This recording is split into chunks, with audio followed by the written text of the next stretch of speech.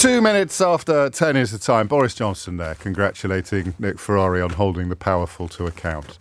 I mean, who wouldn't shed a tear, honestly, in those circumstances? We stay with politics this morning, and we turn our attention first to the man I think likely to be the next Prime Minister. We can probably all agree about that. And I think a rather, a sort of grim sense that this looming general election is going to be pretty hideous. And the weirdest thing about it is that I think Rishi Sunak would quite like to fight an election on Keir Starmer's terms. I think two technocrats setting out relatively detailed, and of course as election day approaches or as manifestos are published, the detail becomes clearer and more important. But two relative technocrats, I think Rishi Sunak, despite having turned out to be rather bad at politics, can still be fairly described as a technocrat, setting out almost the equations, the algebra of politics with which they intend to change the country. That's a good word, isn't it? The algebra of politics. It's like a sort of battle of formulae. I will do this, and he will do the opposite, if you like, of populism, which of course Keir Starmer criticised yesterday. The precise opposite of populism, which is just either a promise to be terrible to some people you've been persuaded to be frightened of, or persuaded not to like, or it is sort of apple pie tomorrow and mythical bonuses around the corner. Vote for me. Well, like Brexit. Brexit would be the essence of populism, wouldn't it, in 21st century British politics? Millions and millions of people persuaded to vote for more money, to vote for a lower cost of living, better NHS. Some people thought they'd get less immigration. Every single promise made was, to anybody really paying attention, with the possible exception of the immigration one, every single promise made was obviously, to anyone properly informed, going to be broken. And yet, here we are. 8 years later, still counting the costs. Some stories in the news this week about imminent problems about to be introduced as a direct consequence of everybody knowing exactly what they were voting for. So populism is not something that comes naturally to either Starmer or Sunak, and yet Sunak seems to have boxed himself into a corner whereby he's going to have to fight the next election as a sort of culture war. He's going to have to surround himself with deeply unpleasant people whose only skill, for want of a better word, is lobbing manure at their opponents. In what possible universe you would see 30p Lee Anderson as an electoral asset is not a universe that Rishi Sunak really wants to be living in. I'm not quite sure where we're going with this, actually. I came on air wanting to talk about Keir Starmer, but the more I start pontificating and pondering, the more I wonder whether we're going to do a sort of State of the Nation phone-in first up this morning. I want to go into it through Keir Starmer. He was on with Nick earlier, but he does a good job in that slot. He generally sort of keeps things cool. And what I want to know from you this morning is whether or not Keir Starmer's perceived dullness. I want a better word than dullness, don't I? I mean, what is the word that you want? What is a nice way of describing somebody who is sober? Soberness? Sobriety? Does that work for it? No? Sometimes when I do this, I am looking at the faces of my colleagues. I'm not just sort of having an imaginary conversation with imaginary people. Sobriety doesn't quite work, does it? Because, automatically you start thinking about booze, which is unhelpful. I don't think he is dull. I think he is interesting in the sense that he says interesting things. But he doesn't sort of jump up and down and make the political equivalent of balloon animals when he's being interviewed and say stupid things that make some people laugh and other people retch. So I want to know whether that is becoming an electoral asset. I think perhaps it is, but I cannot lie to you. I'm so keen to see the back of the last 14 years of utterly unnecessary and self-inflicted national decline that I possibly suffer from a touch of the rose-tinted spectacles. I'm interested in your relationship, your political relationship with Keir Starmer. Stayed is good. I quite like stayed from Sarah. I don't like square. I don't like Steady's good. Steady, stayed, steady. Something else that begins with ST. Stayed, steady. Something else. I think it now is becoming a positive, where previously it was a negative. I've said to you on a few occasions, I wish he'd find some stardust. I wish he'd sort of start reaching the parts that other politicians cannot reach. But the more I see him being interviewed and the more I look at some of the detail that's emerging, the more I find myself wondering whether this is going to actually prove to be a positive. Serious and erudite. They're strong words, but I wouldn't earnest. That's really interesting that these words are coming in. Melin Harrogate swims the other way. She says uninspiring. But then you'd have to tell me what you mean by inspiring. Steady is coming in a lot. Somber. Liam in York says sensible. Steadying is good. Sincerity, James, says Matt. It says this apparent lack of charisma is not a negative. Charisma's a very weird thing, isn't it? It's a bit like loyalty. Do you know, as I get older, that things that I've always presumed were positives, I begin to wonder whether they really are. Loyalty may sound like an odd thing to question, but if your loyalty blinds you to, if your loyalty prevents you from seeing the truth, I look at, sometimes loyalty is vanity, isn't it?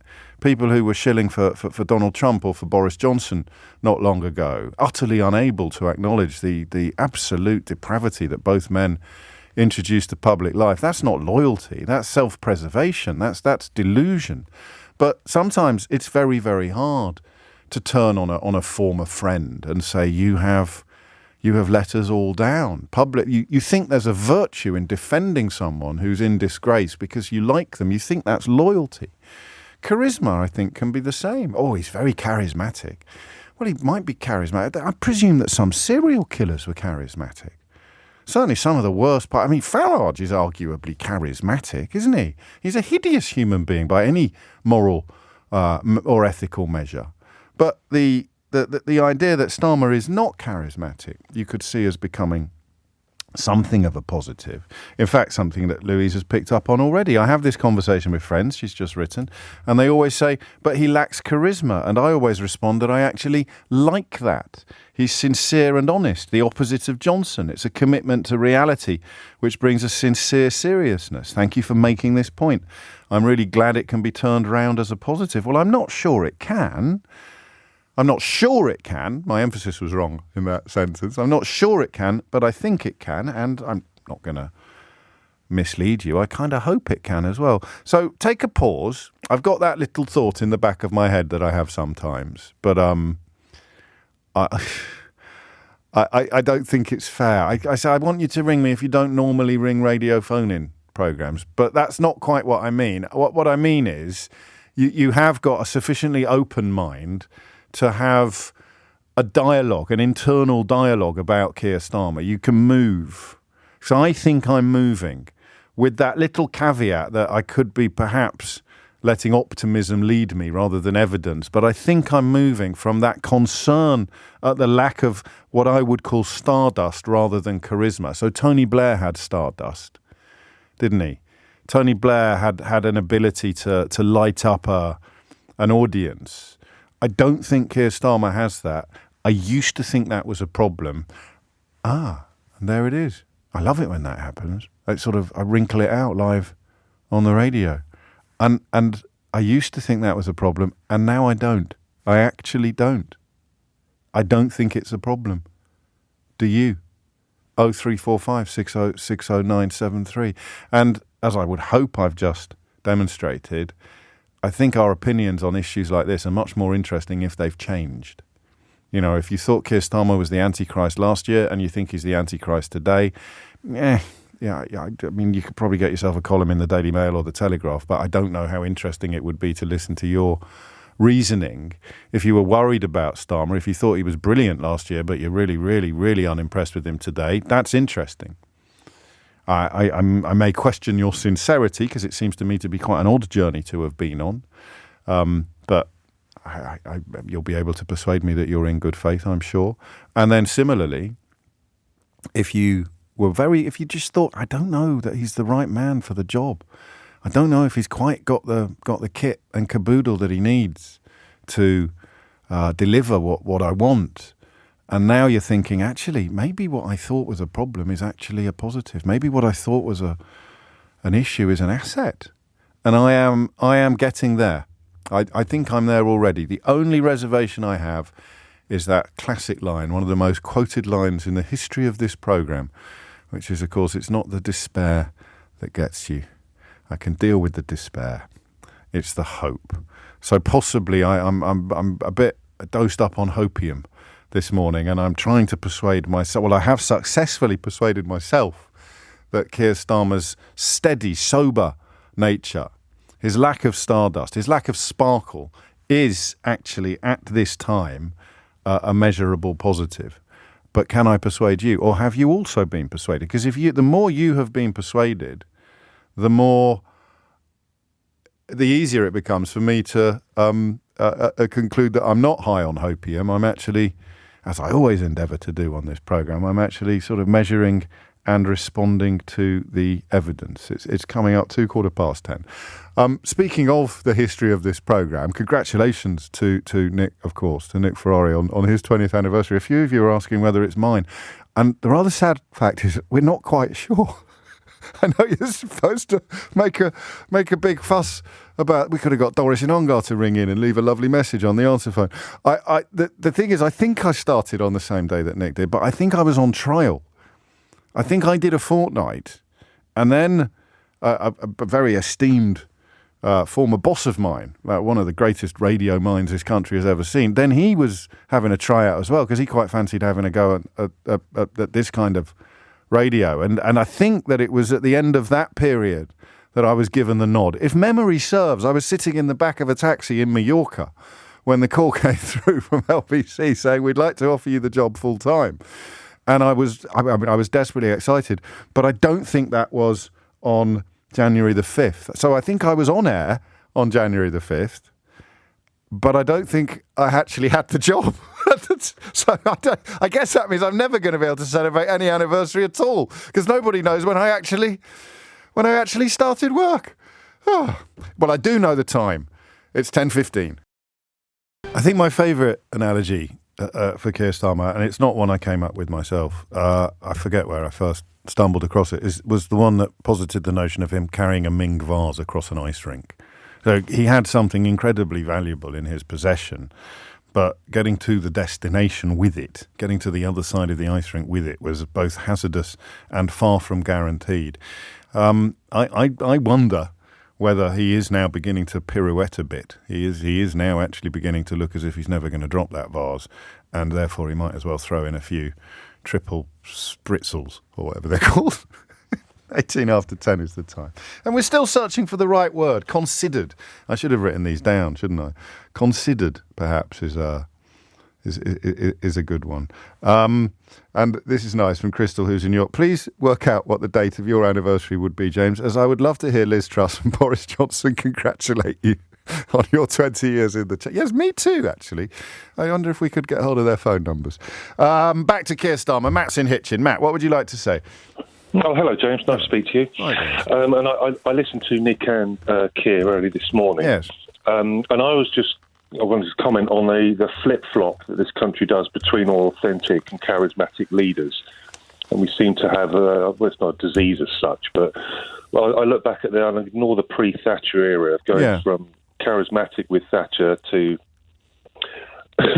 authentic with John Major, and then we go to Tony Blair, then we go to Gordon Brown. Yeah, but that's not electoral, is it? Because both of those, I know Major won an election, but he replaced Thatcher as a consequence of an internal leadership battle, and Brown was more of a succession than an election, wasn't it? Yeah, but I use the sort of similarity with business, where you can go from a charismatic CEO until things maybe go a bit wonky, and in steps the CFO. Oh, that's interesting. The ship. That's an interesting one. Even though Brown didn't. I mean, he did steady the ship, but he then lost the election. So yes, he did. But whether that's an internal discussion to say, right, okay, we need someone with a more authentic face to fit. Yeah, that's interesting. And does Starmer is that Starmer from where you're sitting? I think it is at the moment, and I think the problem that Rishi Sunak had is he presented himself as an authentic leader. So we're going to leave the chaos behind But unless he has the true backing of equally authentic people and starts to slip up with, let's say, mistruths, then that's shattered. Charismatic leaders can get away with it to a certain extent, but if you're going to be truly authentic, going to say what I mean, you've got to deliver. And I think that's pressure on Keir. That's really well put, Matt. I've never thought of it like that. I've always sort of railed against the double standards of it all. And you know, Keir Starmer having a curry gets 13 pages of the Daily Mail front page, while Boris Johnson breaking laws and marriage vows like it was going out of fashion gets a completely free pass.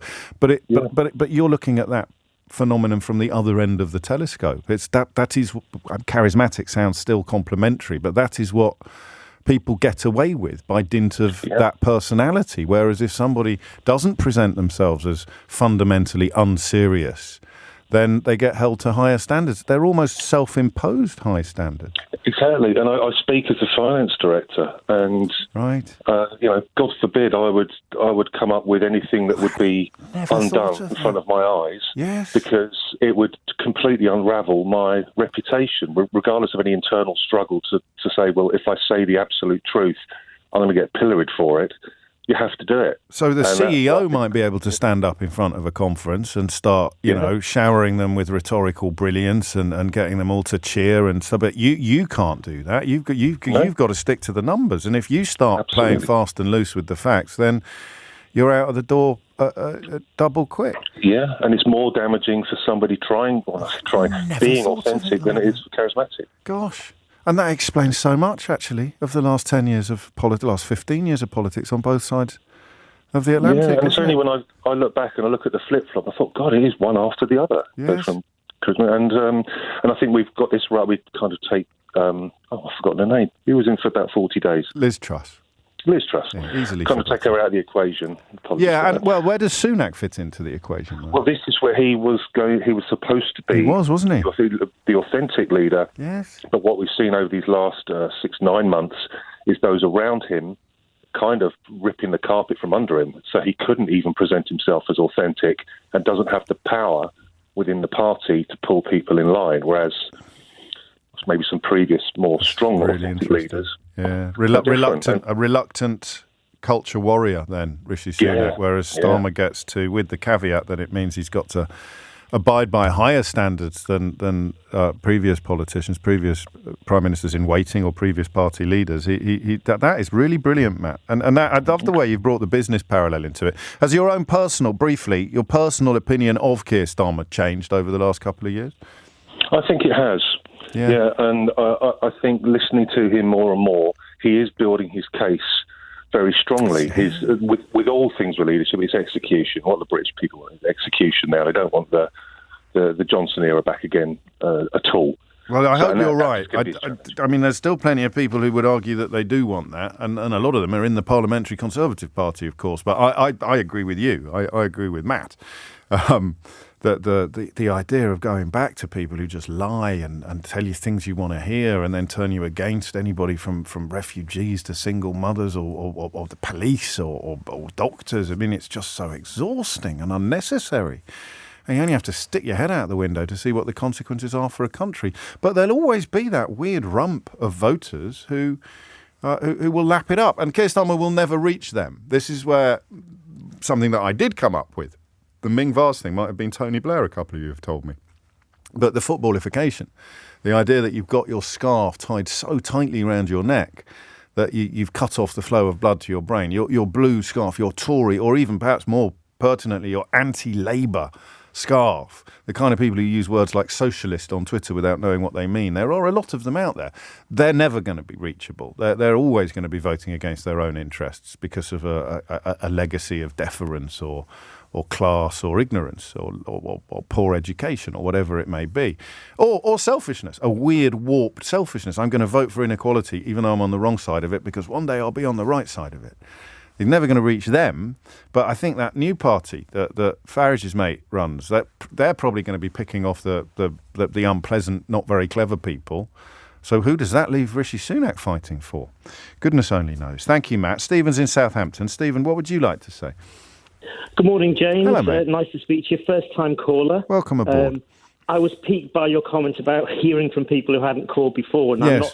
I guess I've never called a phone-in show before, so... Well, here you are. There's no going back now, you know. You can never, that's it, it's gone forever. It's like virginity. Carry on, Stephen. I mean, a couple of things. The word to describe Starmer, yes, sensible. I think grown up is another way that I'd possibly think of him.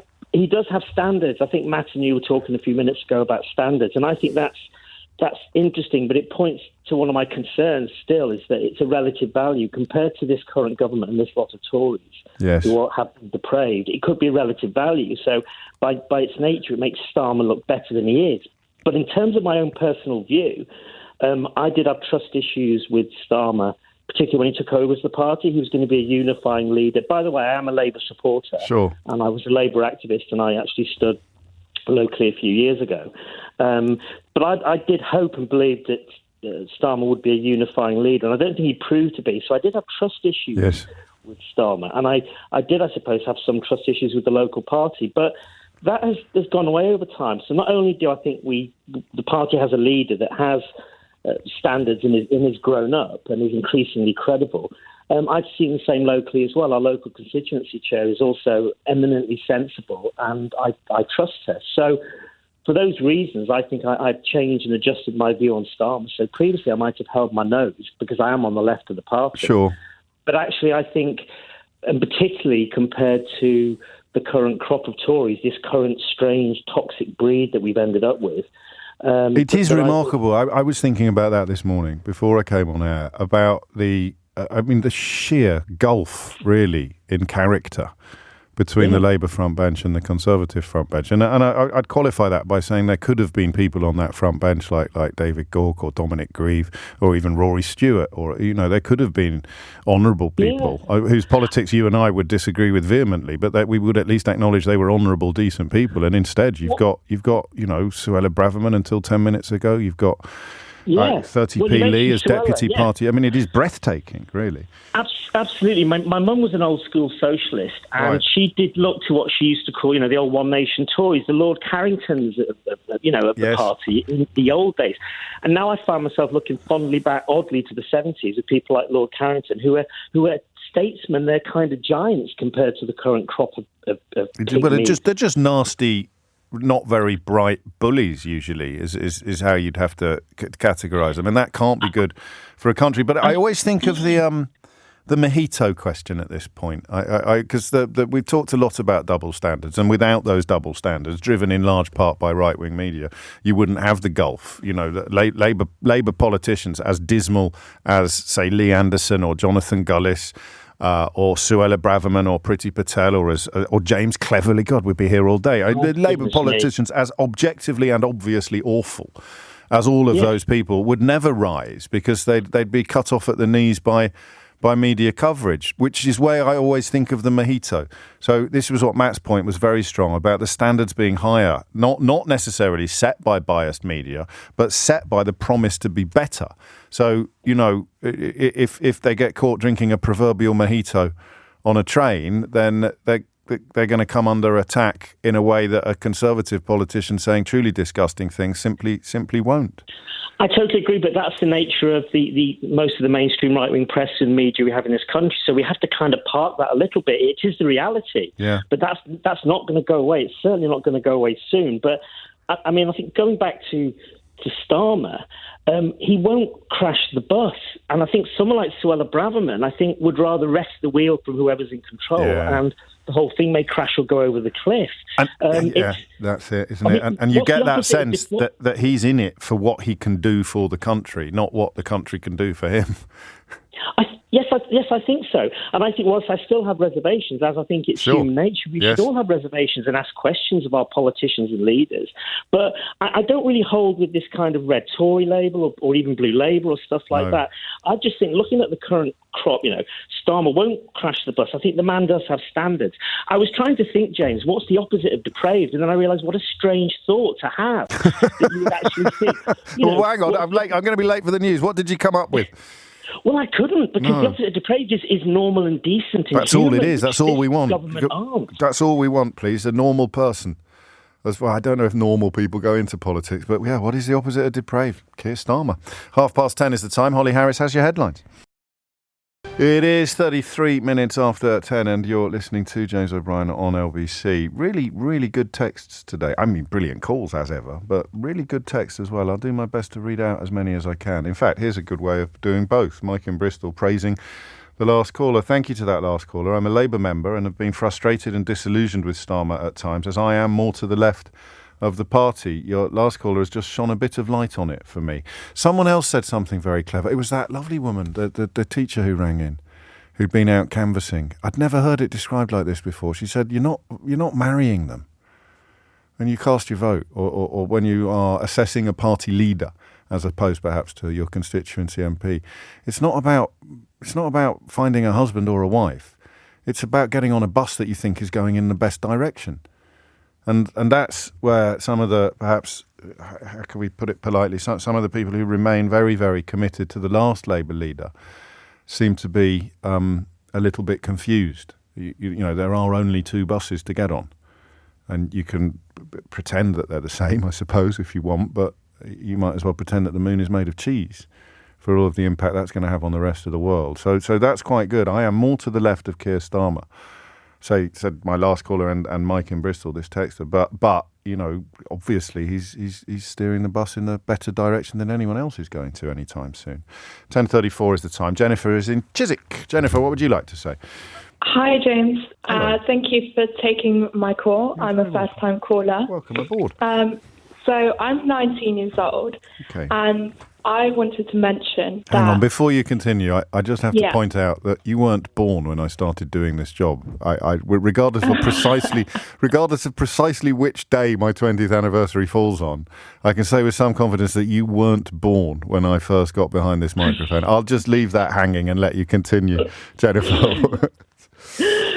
And my point was going to be that I think growing up, my generation felt ignored, yes, especially by conservatives, because obviously they don't see us as electorally beneficial. And looking at what Keir Starmer's policies are, I see he has a lot of educational reform in schools. I feel like the system that I grew up in education just felt so outdated. And I just see it very promising that he's willing to make these changes. And especially another thing is his policy where he wants to help stop violence against women as well. I think that's a demographic which has been largely ignored by conservatives, and yes, even with, for example, James Cleverly's comments as well, that proves almost the opposite. It proves that he's... Well, we could probably go for misogynistic. We couldn't go for anything exactly, more. And also, there's a fella who tried to be mayor. I don't know if you're familiar with the curse of O'Brien, Jennifer, but whenever I say anything vaguely warm about a Tory, they turn out to be even worse than the people I've never been warned about. There's a chap called Sean Bailey, who had a crack at being mayor, who's been saying some quite breathtakingly disgusting things about Carol Vorderman, of all people, in the last couple of days, which, I mean, if you looked up misogynist in the dictionary, I think it's quite likely you'd find a picture of Sean Bailey, and he was someone that the Tories considered suitable to run as a candidate for London mayor. When Starmer was a lawyer, certainly when he was DPP, his commitment to the fight against domestic violence was absolutely huge. It was one of the things I discovered when I interviewed him a couple of years ago on stage. That's a proper passion for him. It's a proper cause célèbre, and it comes from a place, as I think you've identified, it comes from a place of morality rather than a place of political calculation. Yeah, exactly. And another thing is we're sick of hearing a lot of blame. So, for example, on migrants, even on people on benefits. So rather than say... I'm going to do something people. good. I'm going to try and improve lives for people to win votes rather than to make lives worse for other people to win the votes of those who will be rubbing their hands with glee at the prospect of it. Thank you, Jennifer. I hope that's not your last call to the programme, although I allow myself that moment of self-indulgence to reflect upon the fact that you weren't born when I started. 0345 60973 is the number you need if you want to join in. Liz says, I love this young woman. She's absolutely right. I think Jeremy Corbyn actually provided young people with a sense of being seen by a politician, but Starmer seems to have done it as well. I would summarise Starmer, says Ash, as heedful. That's a great word. He's very aware of his every word and is careful to take moments to think about his stance before commenting. I too am very left politically, and I think Starmer has committed himself to regaining the trust of the voters. I think he's mindful of getting trust in order to secure the vote for a longer period. He's not my political favourite, but he is a crucial stepping stone in the political pendulum. Mixing your metaphors horribly there towards the end, Ash, but making a powerful point. Nonetheless, composed is a word that's come through. Matty, who's in Suffolk, says, this morning you've coincidentally read my mind. It's not a coincidence, Matty. That's how the technology works these days. You've probably got one of those new devices, have you? That means I get a full readout. All I do, I just twist the dial. I go to Matty in Red Lodge in Suffolk, please. Could you just tell me what he's thinking at the moment? Have you not heard of these algorithms? This is how Dominic Cummings got Brexit over the line. It was just Facebook. The technology we've got now, you're listening on one of these fancy new devices, I can just find you and it will tell me what you're thinking. This morning you have coincidentally read my mind, says Matty. Charisma has no bearing on the case of being PM. It can shield the truth. It can mislead you away from what they really stand for. As usual, James, you're one step ahead of Bodger and the others. I don't know about that, but I have forgotten to refer to Johnson as the disgraced former Prime Minister, of course, which is my New Year's resolution. Anyone referring to Boris Johnson on this programme in the unfortunate event of us having to talk about him must refer to him as the disgraced former Prime Minister. So it's lovely to hear the disgraced former Prime Minister paying tribute to Nick earlier on the occasion of Nick's 20th anniversary on LBC. Philip's in Sandhurst. Philip, what would you like to say? Hi, James. Hello, thanks for having me on. You're very I hope welcome. it's not. I hope I'm still allowed to wish you and your family a prosperous New Year. What's the and a date? healthy one. What's the date? It's the 5th. It's Yes, still until the first you can week, have it until so- Epiphany. Until Epiphany, Exactly. Philip. So today's the final day, and the same to you and Okay. yours. The same to you. Oh, and yours. thank you very much. As my thoughts, I missed listening to Keir this morning, unfortunately, but I'll listen to it later. But what I believe is that what Keir has, which is completely absent from our current government, Yes. is purely integrity. That's what grips it for me. That's the crux of my change of political view, because I voted Tory all my life. I'm the same age as you, perhaps Right. a month or two apart, but he just has integrity, which is absolutely vacant from this government. It is hard to think of somebody I could offer up now as a counter to what you've just said. I say, well, they're not all bad. I suppose Jeremy Hunt is the nearest. Jeremy Hunt is the nearest thing we've got to a senior Tory who doesn't seem to be cut from a particularly ugly cloth. Yeah, I'd agree. And you named a few names just a little while ago with Rory Stewart, and I know your political views don't mirror theirs, but these are people who you think, yeah, okay, he's a stand up and down guy. He has a sense of decency and service. Yes, and that is really coming through now, isn't it? I've had a fascinating message from somebody who has worked in this field, someone who's worked with campaigns and elections way back in the day, and the idea that in the last 10 months, the messaging, as they call it, has really kicked in, really playing to Keir's strengths. This idea that he's dull but worthy, that he should use government, the levers of government, to make the world better. And if you're a lifelong Tory voter, I think you're an early proof of the pudding that that's working, because that is what you are seeing now. I think so, yeah, because if you think back to the sort of the national sense of grief at the loss of the Queen, Yeah. it's because we lost someone who had an absolutely enormous sense of service and duty. And we had a government which was completely void of it. And we were sort of lost. Well, what are we left with? I know it's not comparable because one isn't. No, but it is. It's a valid political, point. It's someone who seemed to embody values that the last crop or the post-Brexit crop of Conservative politicians have absolutely not embodied. They haven't just not embodied them, they've almost sort of become emblems of the opposite of values and integrity. Let's not get too rose-tinted about this. There's still time for you to ring in and give Keir Starmer a right old kicking. I'd rather hear a kicking from the right than the left, because the kickings that Keir Starmer receives from the left are just so predictable. But don't. I mean, you're still welcome. I'm just saying, I'm trying to make people who would come at him from the right more welcome. Yes, someone's just pointed out I just said something vaguely nice about Jeremy Hunt. So the curse of O'Brien will be kicking in 5, 4, 3, 2. Well, I can tell you, when he's did my holiday cover, the team liked him. And I won't embarrass anybody by telling you who they didn't like, but it is not commonplace. I chose my word very carefully there. It is not commonplace for the team. And admittedly, as I explained to them endlessly, the bar is set very high for that. I mean, for someone to come in and to be liked by the team when they work every day with one of the most likeable, charming, decent, kindly people probably in the history of humanity, never mind in the history of broadcasting, when that's their daily diet of loveliness, it's not easy for someone to come in and do holiday cover and make a warm impression on them. But Jeremy Hunt did. Jeremy Hunt categorically did. And I always think it's worth mentioning that, now, mainly because I value my team so highly. And if someone has made a good impression on them and taken the time and made the effort to make a good impression on them, then I respect them. I respect their respect, as it were. 10:45 is the time. More on this to follow. And I think we might be catching up, speaking of that front bench, with the Shadow Chancellor, Rachel Reeves, after this.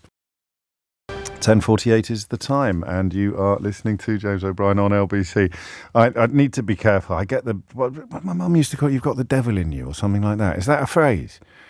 And it's a mood. You get it sometimes. It's not like you spend your entire life with this overdeveloped sense of mischief, but I get it sometimes when I'm on air. It's something weird about being in this room talking to you. And sometimes I get the devil in me. So lots of you are speculating on the politicians who've done my holiday cover and what the team actually thought of them. And you're wondering which ones perhaps didn't make a very good impression. And I'm not going to play this game because it would be very indiscreet and I'd probably get into trouble. But Marvin Brentwood, you're absolutely right. They all hated him. But I'm not going to tell you who Marvin Brentwood was speculating about. 10:49 is the time. You also got a rather lovely turn of phrase there, Marv. 10:49 is the time. Talking about Keir Starmer, a little short of people who are sincerely critical of him. And I think that's probably the point, isn't it? You can ring in and say Labour are going to give all the money away, or I don't know if anyone is still recycling that dreadful attempt to pretend that Liam Burns' note that he left behind in the Treasury, the one about there not being any money left, is politically significant or even true. Yeah, but there probably will when the election comes closer. All the usual suspects, the sort of second division Tory politicians and the client journalists, they'll be going back to Liam Burns' note and pretending that it's substantive or significant or meaningful. But in terms of constructive and intelligent criticism of Keir Starmer, it used to be pretty much confined to the perceived lack of charisma. If that becomes a positive, then he develops almost a Teflon coating, doesn't he? If the lack of charisma, if the dull but worthy sense of duty, if that becomes something that voters are associating with him, then the dullness bit actually loses any salience as an attack line, which will leave the Tories having to. The Telegraph's already tried to attack him for doing some lawyering when he was a lawyer. I don't know if you remember that. That was in the week just before Christmas. If you are a barrister, something called the cab rank rule applies, which means that a case you are capable of fighting, if it comes along, if it comes up at the cab, then you have to get in it. So he got in some cabs that the Telegraph then tried to attack him for because it turned out that the cab was defending criminals or accused people who were not very savoury or not very salubrious. But that, of course, would be, had Keir Starmer spent his pre-political career as a surgeon, the Daily Telegraph would be attacking him for having treated prisoners or having treated nasty people. you don't have a choice as a surgeon on who gets wheeled in and wheeled out of your operating theatre. But hey-ho, far be it from me to lecture the Daily Telegraph on what journalism is or is not. I'd simply remind you that today they carry a story that appears genuinely under the headline, "Cut benefits for the out of work to cut CEO taxes." And it contains the line, "Britain's CEOs have earned more than the median salary this year." That was published yesterday on January the 4th. That's when the CEOs of the FTSE 100 companies had already earned as much money as the average worker in the United Kingdom will earn in 2024, will earn all year. A writer in the Daily Telegraph concludes, "It's a disgrace that it took so long," i.e. they should be earning that in less than 2.5 days. "It is grievously unfair," writes someone called Matthew Lynn, and you wonder what think tank, or rather what lobby group masquerading as a think tank he might be associated with. I don't know off the top of my head whether he is or not. "It is grievously unfair," he writes, "that British executives are paid so little." And that's where the right-wing media has gone now. Do you know what the problem with this country is? The people being paid more than anybody in it are not being paid enough. Yeah, we'll print that, we'll publish that. And then Keir Starmer, of course, increasingly successfully cast as the polar opposite of that sort of perspective. Although, as Sarah points out, perhaps the Telegraph will try and portray Rishi Sunak as even more boring than Keir Starmer. That would be quite interesting. Jed's in York. Jed, what would you like to say? Oh, hi, James. Hello. I'm the first-time caller as well. Welcome. Thank you. My word for Keir Starmer is decency, and I think we've had morality, we've had integrity, but I quite like decency. And do you know what I related it to? The post office people who were treated so appallingly, that's been dramatised recently. And I just think when you saw those people together, my thought was, these are all decent people. And these are like the heart of England, the backbone of British people. This is what the good people of England are like. And that's a really interesting one. I haven't watched the drama. I'm across the story. Oh, you must. No, I know. It's on my list. I could watch Toby Jones read the phone directory, Jed. Oh, I agree. I agree completely. What an actor. Absolutely breathtaking, isn't he? And Julie Hesmondhalgh as well. Oh, I love Julie Hesmondhalgh. But the story is one of, epic malfeasance from what we'd have to loosely describe as the establishment that would have gone unchecked and did and continues to have ruined almost countless lives, but was checked finally by the resolve of one sort of unlikely hero, as it were.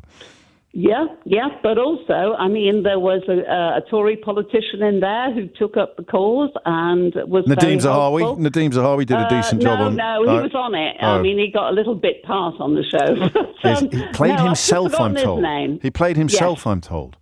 Yeah, this was a lord, I think. Okay, that's a call that I think you should always say no to. Would you like to play yourself in a drama? He looked as if he was enjoying it, I have to say. He always looks as if he's enjoying it, doesn't he? That's part of the problem with this lot. Have you always been on board with Starmer, or has he wooed you slightly? Have you moved closer to him? Wooed me slightly. Yes. Wooed me slightly. I have sort of...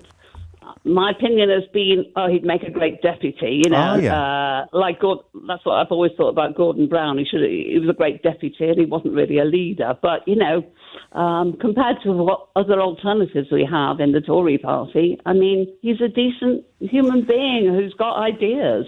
Yes, and that does seem to be the mission, as it were, and it does seem to be working. He is over the detail. He's clever. He's a good man at heart. You may not agree with his policies. You may never agree with his policies.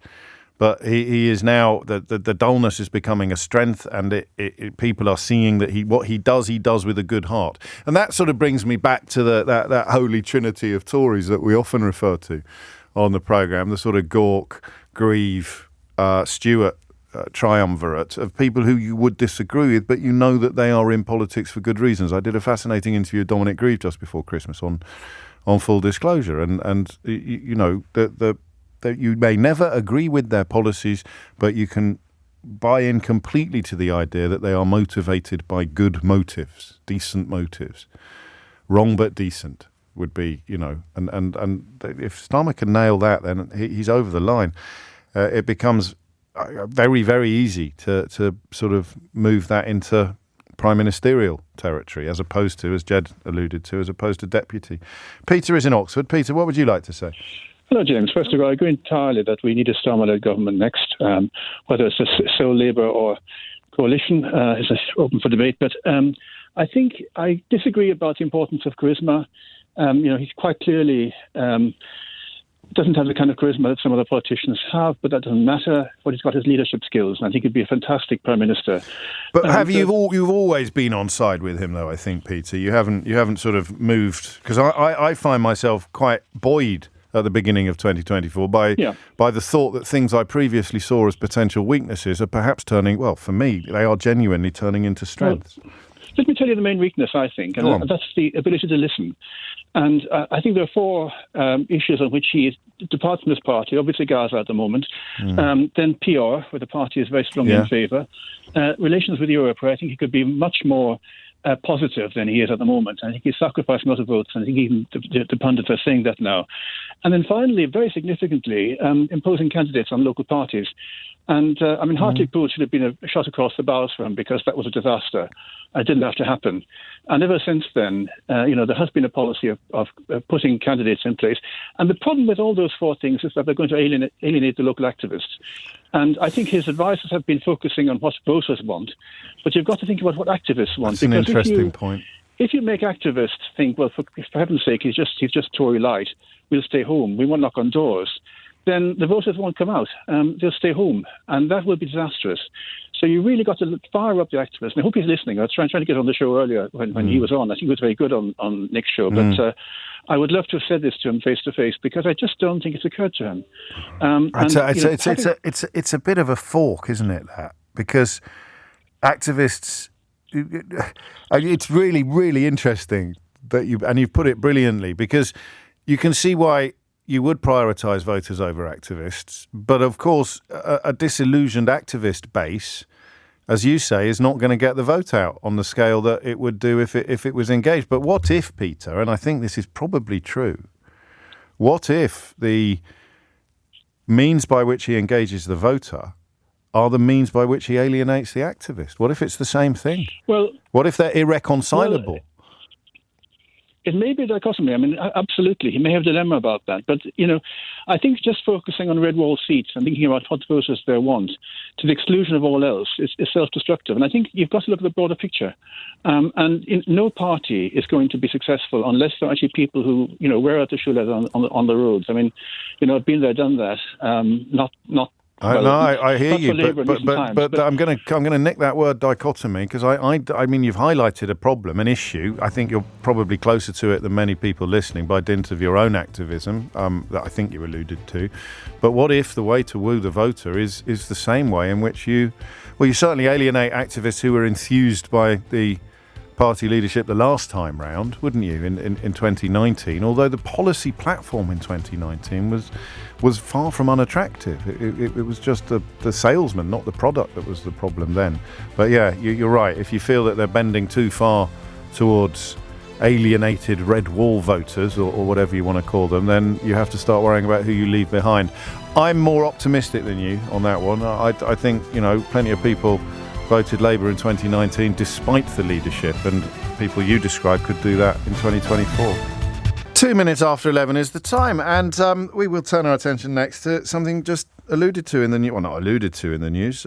Tom talking about Keir Starmer, essentially, remember, as a former director of public prosecutions, putting some weight behind the idea that Andrew Windsor, the artist formerly known as Prince Andrew,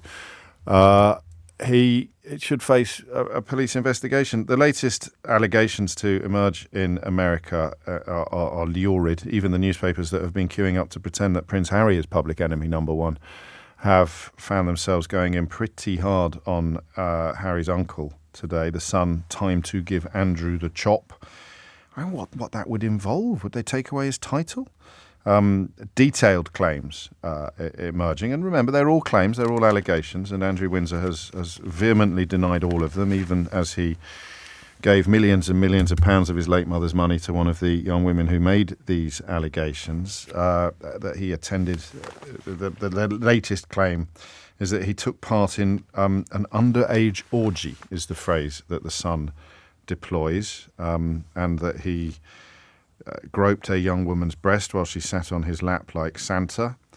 Claims that an underage girl was told to give Windsor whatever he demanded while on Epstein's private Caribbean resort on Little St. James, which has, of course, been dubbed Paedophile Island. Now, his late mother, in an act that must have been an enormous torture for her, stripped him of his royal roles, banished him from public duties. So he's still Prince, effectively, officially. He's still the Duke of York, of course. But he has lately crept back into royal life. I don't know how closely you watch these things, but he was at Sandringham with the family at Christmas. He had a position of some prominence at the funeral of his late mother. The idea that he was persona non grata has been somewhat undone, I would argue, over the course of the last year. And the feeling of the newspaper media this morning is very much that pendulum has now swung sharply back in the opposite direction. Even the Times goes with Epstein files prompt call to prosecute Prince, and the Mail, no way back. New Epstein bombshell for Prince. Andrew will never return to royal fold after underage orgy claims.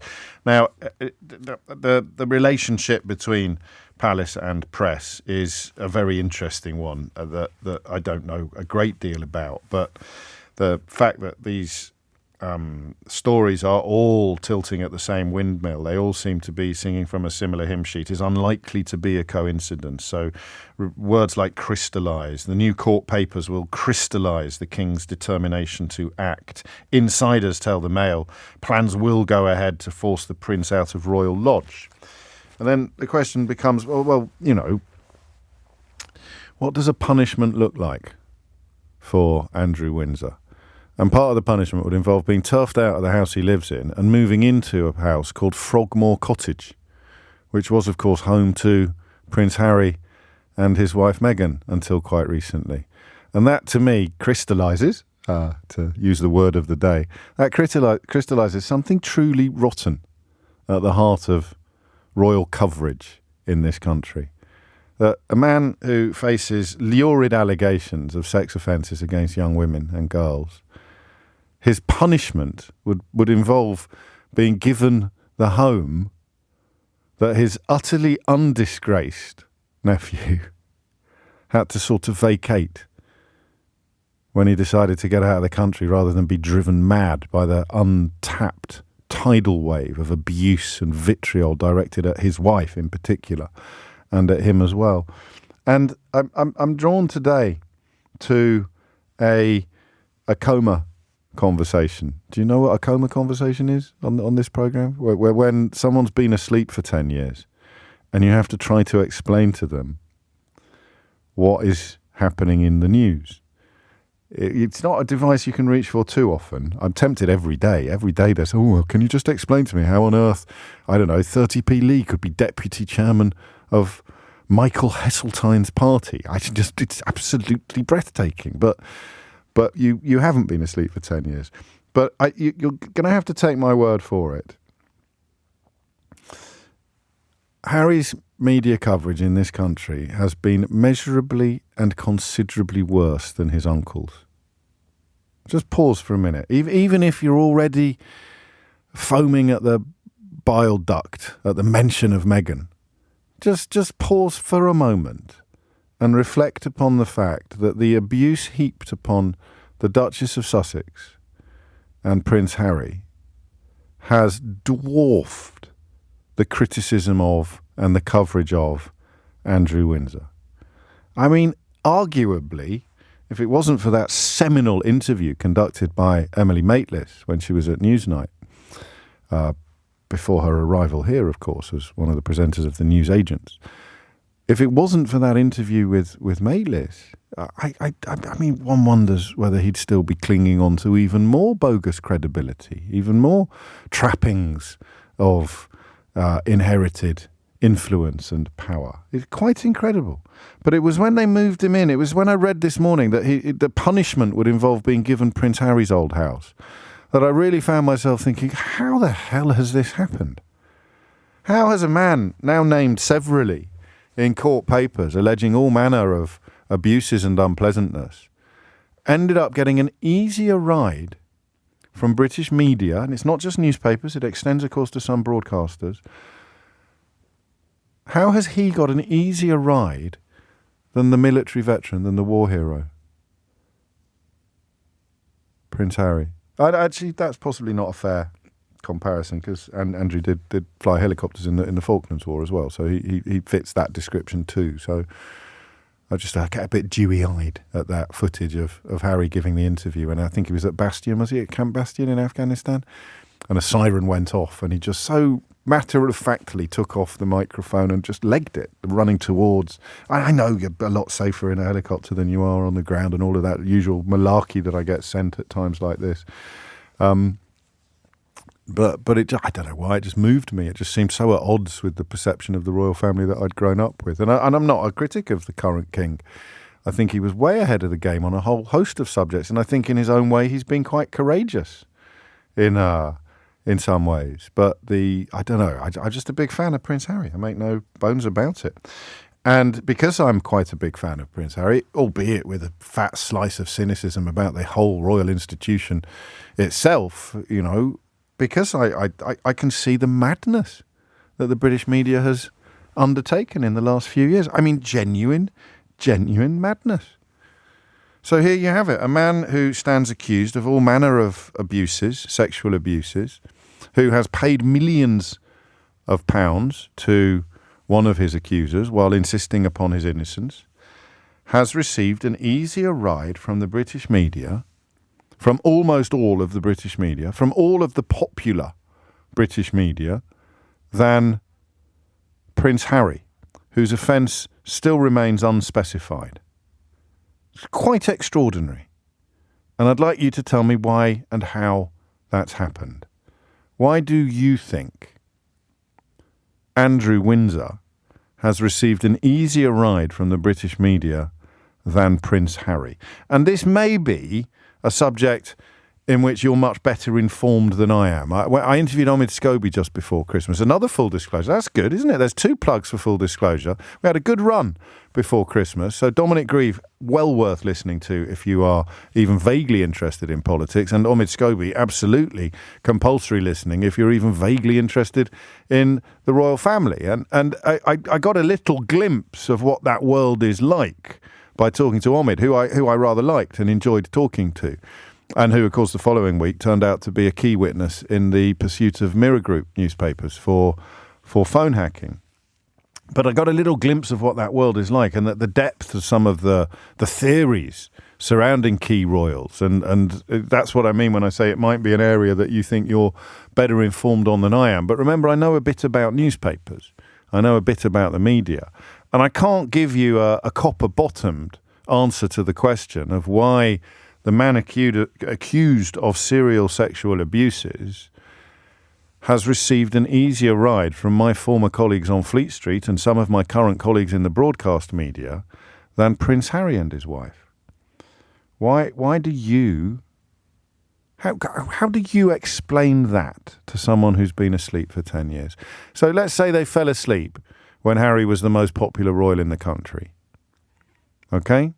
And they woke up when Andrew's on all the front pages, mired in sexual abuse allegations, and Harry's living in a sort of self-imposed exile in California because the atmosphere in this country became intolerable for him and his young family. Why? 0345 6060 973 is the number you need. And I will play the role, that's a role I'll quite enjoy, I will play the role of the person who's been asleep for 10 years. I'd quite like to sleep for 10 years sometimes. Do you ever wake up feeling that you could sleep forever? There's a story in the news today, we may get onto it in the next hour actually, about long COVID and the impact that it has upon you in terms of fatigue and muscle pain. And I think it is... Listen, I always have to be careful when I say things like this. Because, of course, I'm speaking, if you've suffered from long COVID, if you are suffering from long COVID, I'm speaking directly to you.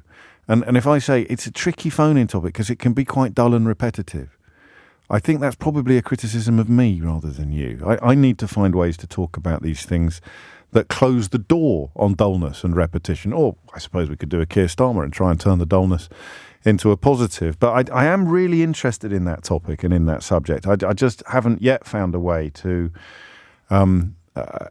make it exciting or interesting, engaging, compelling. Compelling's a good word. And I may have another crack at that at 12. I mention it because how do you know? What's the difference between just being tired all the time because you're stressed and working hard, or busy and knowing that there's something medical going on, knowing that there's something deeper going on beneath the bonnet? I do not know.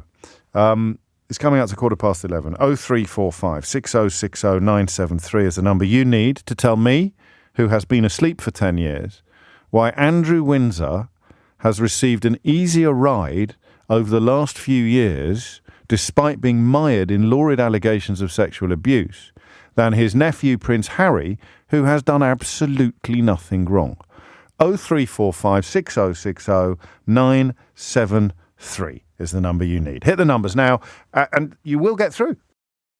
17 minutes after 11 is the time. I've been asleep for 10 years. When I fell asleep, Prince Harry was beloved. He was the nation's darling. He's probably the most popular royal in the country.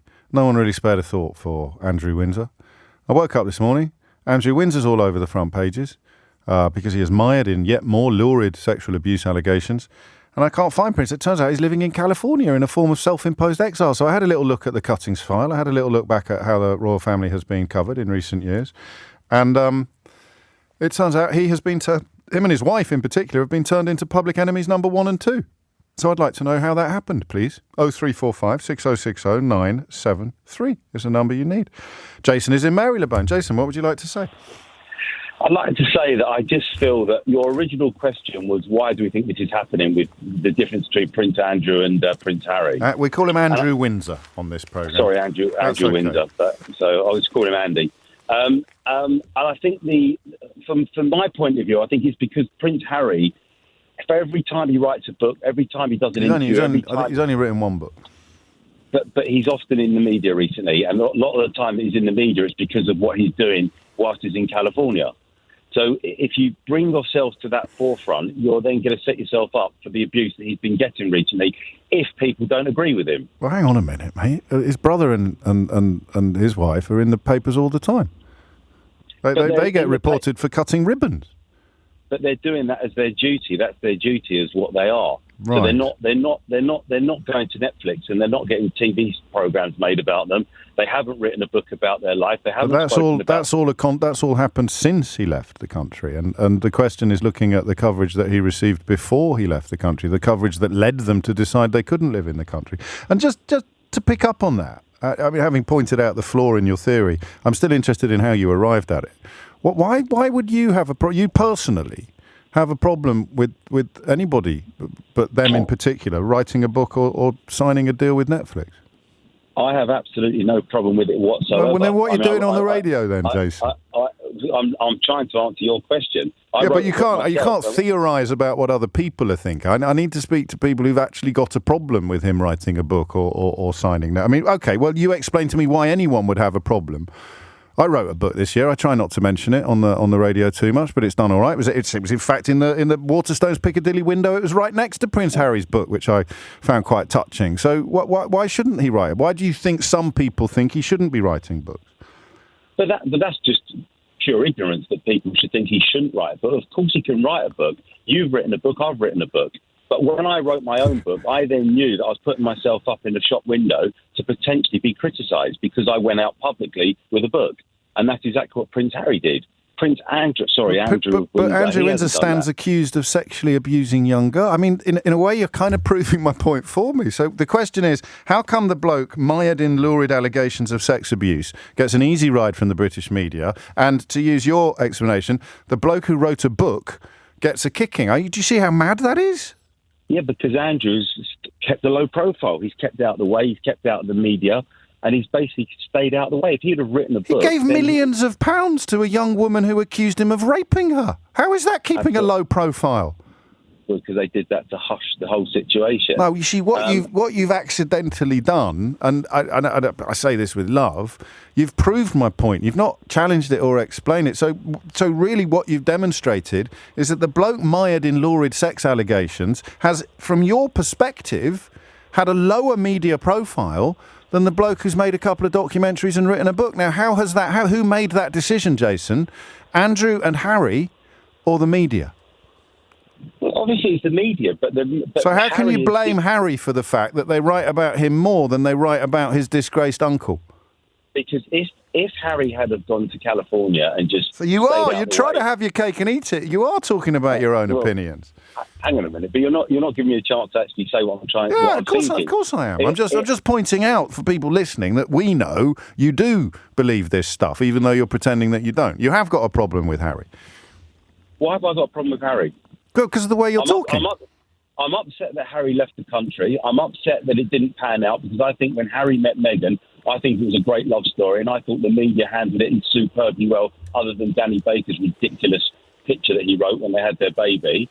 But I thought it all started off incredibly well. You're joking, aren't you? She got accused of having flowers in her bouquet on her wedding day that might kill Princess Charlotte, and then it turned out that Kate Middleton had the same flowers in her bouquet. But the story didn't start on their wedding day. It started when they first met each other. Oh, you haven't read the book, have you?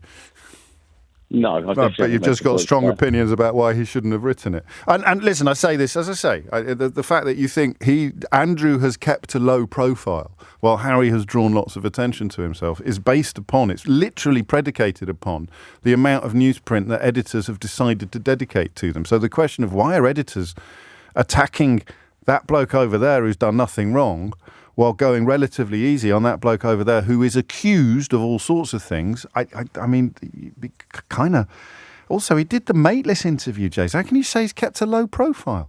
Bless you. 23 after 11 is the time. A bit of a gear change now, but that is the nature of radio phone-in programmes, and I don't think I will be asking the Shadow Chancellor and Labour MP for Leeds West about her views upon the Prince Harry-Andrew Windsor dichotomy. We have rather more important matters to discuss. Well, I say that we've got rather more important matters to discuss, Rachel Reeves, but you are spending much of today, I believe, unveiling a poster. We've unveiled the poster today which exposes Rishi Sunak's raw deal, that he's promising tax cuts, but actually the tax burden is going up on ordinary working families. In fact, the average family in Britain is going to be paying £1,200 more in tax because of all of the 25 Tory tax increases we've had these last few years. So, I mean, what he's claiming it's going to go down year on year, is he? And you're pointing out that it's going up decade on decade or 5 year on 5 year. It's going up every single year and will continue to do so. So on the one hand, Rishi Sunak says, we've cut national insurance. What he doesn't say is we've frozen the thresholds, and so people are paying more in tax than they were last year, the year before, and the year before that. People are going to be paying more in taxes at the end of this Parliament than they were at the beginning, and for each of the next 5 years, under the Tory plans, the tax burden is expected to rise further, and it is always the ordinary working man and woman that pays the price for that. How do you convey all that in a poster? It says Rishi Sunak's raw deal. That's it, is it? You've got to fill in the gaps yourself. £1,200 worse off under the Tories. We need high-ish taxes, don't we, to sustain the kind of public spending that the country's crying out for? It's odd territory for Labour to be fighting on this in some ways. Apart from Labour is the party of working people, and we want working people to have more of their own money in their pockets. But we recognise that the NHS is desperately in need of an injection of cash, and that's why we would get rid of the non-dom tax status. You know, Rishi Sunak, he always increases taxes on the working person. He never asks those with the broadest shoulders to pay a little bit more. And we've got people who live in the UK, they've made their home here, they bring up their families here, they work here, and yet they claim this tax loophole whereby if their father was born abroad, they say, actually, for the purposes of tax, I'm not domiciled in the UK, I'm going to pay my taxes somewhere else. That's not right. We would close that loophole. Remind me how much you think you're going to raise by closing that loophole. Well, we think if we replace it with a fair system for people who are genuinely here for short periods of time, that we could raise just over £2 billion every single year. And now we would put that money into our NHS, as well as having breakfast clubs at all primary schools to help working parents and to ensure that all kids get a good start to the day. So, it's not going to go that far, is it, in the context of broad... It's £2 billion a year. I mean, over the course of a parliament, that's £10 billion going into our health service and going into those breakfast clubs that isn't going in today. And with that money, we could create an additional 2 million appointments a year, which is absolutely vital when we've got a situation at the moment that 7.8 million are on waiting lists. So, waiting lists in an NHS that has an annual budget in excess of £150 billion a year. Well, that's in 2 England million alone, people who are not 2 million people who are not getting appointments today would, through Labour's plan to close the tax loophole for non-DOMs, would now be able to get an appointment. And government is about choices. And our choice would be to close that loophole and put the money into the NHS.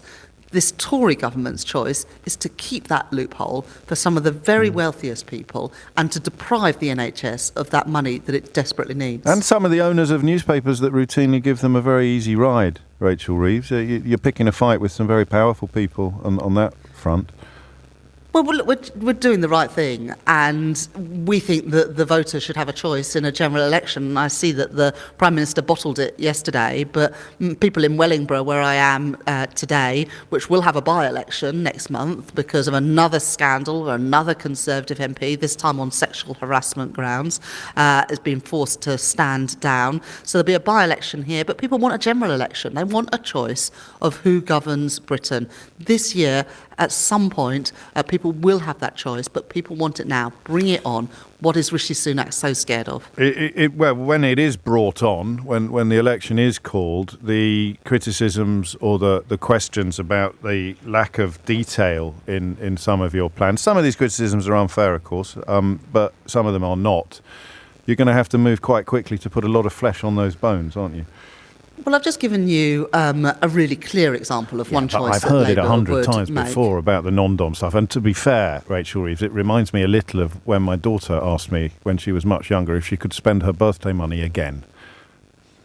Well, look, I've said how that money is going to be spent. Breakfast clubs are all primary schools and money for the NHS, and those are the choices that an incoming Labour government would make. And here's another choice. At the moment, there's a loophole whereby private schools don't pay VAT or business rates. We would close that loophole and put every single penny of that money into state schools, because you know that there are schools that the concrete is caving in, kids are being taught in porter cabins, we've got unqualified teachers in the classroom. We want that money to be put into our state schools. That is a choice that an incoming Labour government would make. But most of all, our plans are about growing the economy, more good jobs, paying decent wages in all parts of the country, with an industrial strategy that we've drawn up alongside business, pro-worker, pro-business, because we know that both are dependent upon the other. A plan to give this country, to give Britain its future back, with a serious plan for economic growth that can lift living standards and ensure that we have the money to sustainably invest in our public services. And all we want is a chance to put that to the people in a general election. Well, that's the recurring theme. It's going to get a bit tired, isn't it? It's going to be the next 6 months. You're going to be trotting out the general election line. I understand. Or he could just call one. Or he could just call one, and we could just get on with it. This is true. Final question. It's not from me. It's from James, who's texted in. Not a very complimentary text, but I'll skip the rude bits. It just says, I am one of Rachel Reeves's middle-class milk cows with the broadest shoulders. We have been bled dry by New Labour and the New Labour tribute band that is Rishi Sunak and co. When she gets in, people like me are going to have even more taken offers, enough time to leave or retire. I mean, can you put a threshold on, when you say that the people with the most are going to have to pay more, can you put a threshold on who is going to end up paying more than they currently do and who isn't? Is it just non-dom at the moment, or is there an income threshold as well? We will not be putting up income tax or national insurance. We're not going to be putting up taxes on working people. So the only people who should fear fear a Labour government are non-dom taxpayers. Well, we've put forward 3 tax increases. That private equity bonuses, that private equity bonuses should be taxed fairly. That the loophole whereby private schools don't pay VAT or business rates, so the 7% of people who send their children to private schools will pay a bit more, and we would get rid of that non-dom tax status. So if James is in none of those categories, he's got nothing to worry about. Then he won't pay. But even if you are in one of those categories, you can see the damage that the Conservatives have done to our schools and our hospitals. Well, it's funny you should say that. It's time for change in Britain. Because I am and I can. But enough about me. Rachel Rees, many thanks indeed.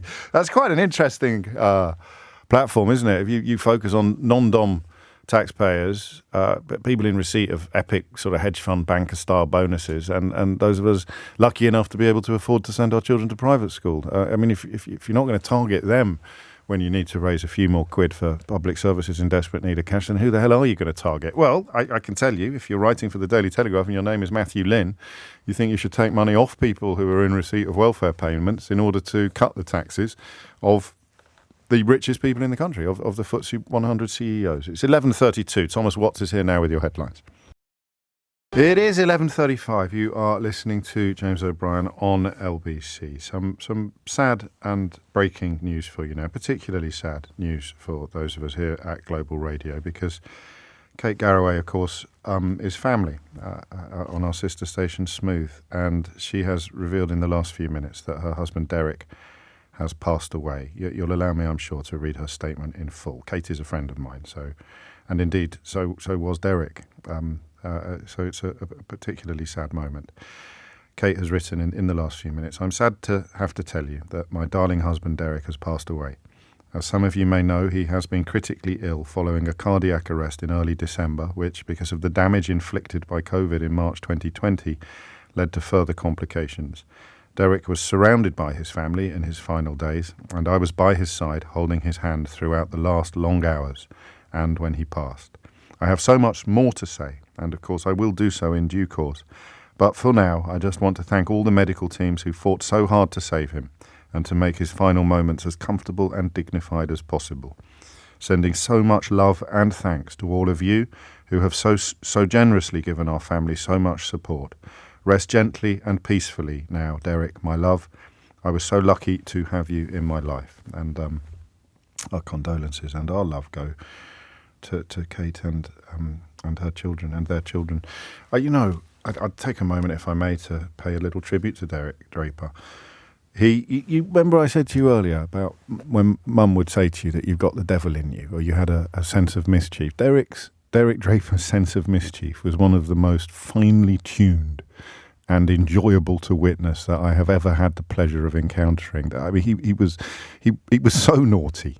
It would beg a belief. He moved across all sorts of areas, working in sort of strategy and campaigning for the Labour Party. Popped up on the Daily Express with a column when I worked there, and he was something of a stalwart, shall we say, of the social scene as well. And you always knew if you saw him across a room on the rubber chicken circuit, or you were to bump into him at a book launch or a political event, you always knew that if you could just sort of inveigle yourself into his orbit, then you would have a laugh painted, a very big smile painted on your face within moments. That's why it was so striking. I mean, all illness is sad and all deaths are heartbreaking, but it sometimes seems that the more life you have, the more life a person possesses, the more vivacity, the more vitality a person possesses, the sadder it is to see it seep away. And Derek Draper, I can tell you for a fact, was so lively and so vital that he will leave a very big hole in many people's lives and will always be very, very fondly remembered. Our love, as I say, once again to my friend and colleague here at Global Radio, Kate Garraway, who has announced in the last few minutes that her husband, Derek Draper, has passed away.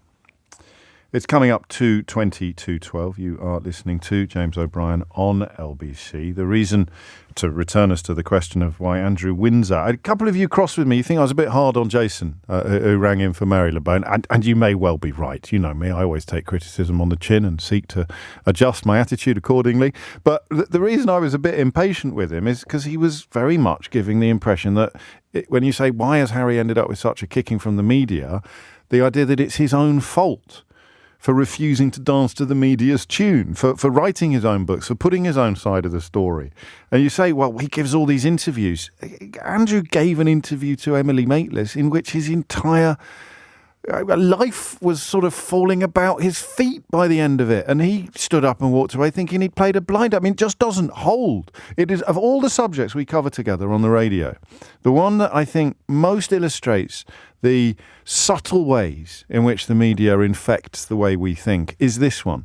Because so many people who would ordinarily know much better and have quite a clear line on things are absolutely persuaded that Harry and Meghan are the wrong uns, and that the royal family as it is, or Kate and William, or even Andrew Windsor, that they're the good guys. It's extraordinary, and it hasn't happened by accident. It is the best example, with the possible exception of Brexit, it is the best example of media gaslighting that I have witnessed in my life. And speaking of Brexit, find me someone that hates Harry and Meghan, but can't really tell you why, except something, loyalty, something, and I'll find you someone that voted for Brexit. In almost every case, but perhaps not every. 20-12 is the time. So you explain to me how the man mired in really mired for years now in lurid sex abuse allegations, vehemently denied, but whenever you are reminded of the vehement denial, you must also be reminded of the millions of pounds paid to one of his accusers in order to make one legal case go away. Gets an absolute gets a comparatively easy ride from the UK media, even in the last year, even post-disgrace, even post-payment, when he's sort of slowly crept back into the royal entourage at Sandringham on Christmas Day, or he's slowly crept back into the sort of public space. Was he allowed to wear a uniform? And Harry wasn't at one event. I could have misremembered that, or maybe they changed their mind at the last minute. But the idea that he gets an easier ride than his nephew, who has done nothing wrong, is extraordinary. And I'd like you to explain it to a mythical listener who's been asleep for 10 years. Angela is in Bracknell. Angela, what made you pick up the phone? Because I've always liked Prince Harry, yes. And I do feel that he has been totally wronged by the British media. When he met Meghan, they made an extraordinary modern royal couple. She was portrayed as the golden girl at many events, and then bizarrely she was thrown to the wolves, and the public are force-fed on a daily basis nasty stories about mainly her, and unfortunately they meet the same opinion. And then you end up thinking that the egg is the chicken, don't you? You end up thinking that the negativity and the vitriol is justified by their behaviour. Exactly. I mean, for example, she chose to have her royal children in a different hospital, and she was absolutely crucified by that. It's her entitlement to choose where she wants to have her children. Another thing that really outraged me is the constant Piers Morgan criticism of her, and the Jeremy Clarkson, how his career survived after that article he wrote about her. That was nothing short of an absolute disgrace. It was pretty grim, actually. I wrote about that. Absolutely disgusting. I wrote about that in my book, and I did that thing. It happened a few times writing the book, and where I just had to double check I remembered it correctly, because it was so gross what he wrote. I mean, it was absolutely breathtakingly disgusting. But of course, if you're on the right side, both the people you mentioned very much Rupert Murdoch creations, and therefore held to very, very different standards from the rest of the media firmament, I think. So the bit that possibly needs a little bit more exploration is the bit where the bond broke, where the media sort of changed direction or changed forces, and you think that's because they wanted to do things their own way. It would be that simple. Well, it was really bizarre, because one minute she was signing bananas at a charity. She wrote a little message, I remember, on a banana at I think it may have been a woman's aid. She wrote little words of encouragement on bananas, and she was so praised at something so simple, but then all of a sudden it turned around, and anything and everything that poor woman did, she was annihilated. Yes. And it's almost like public figure number one, hated public figure number one, and they can't do anything. And yet you've got Andrew, who quite frankly should hang his head in shame and be sent to the tower.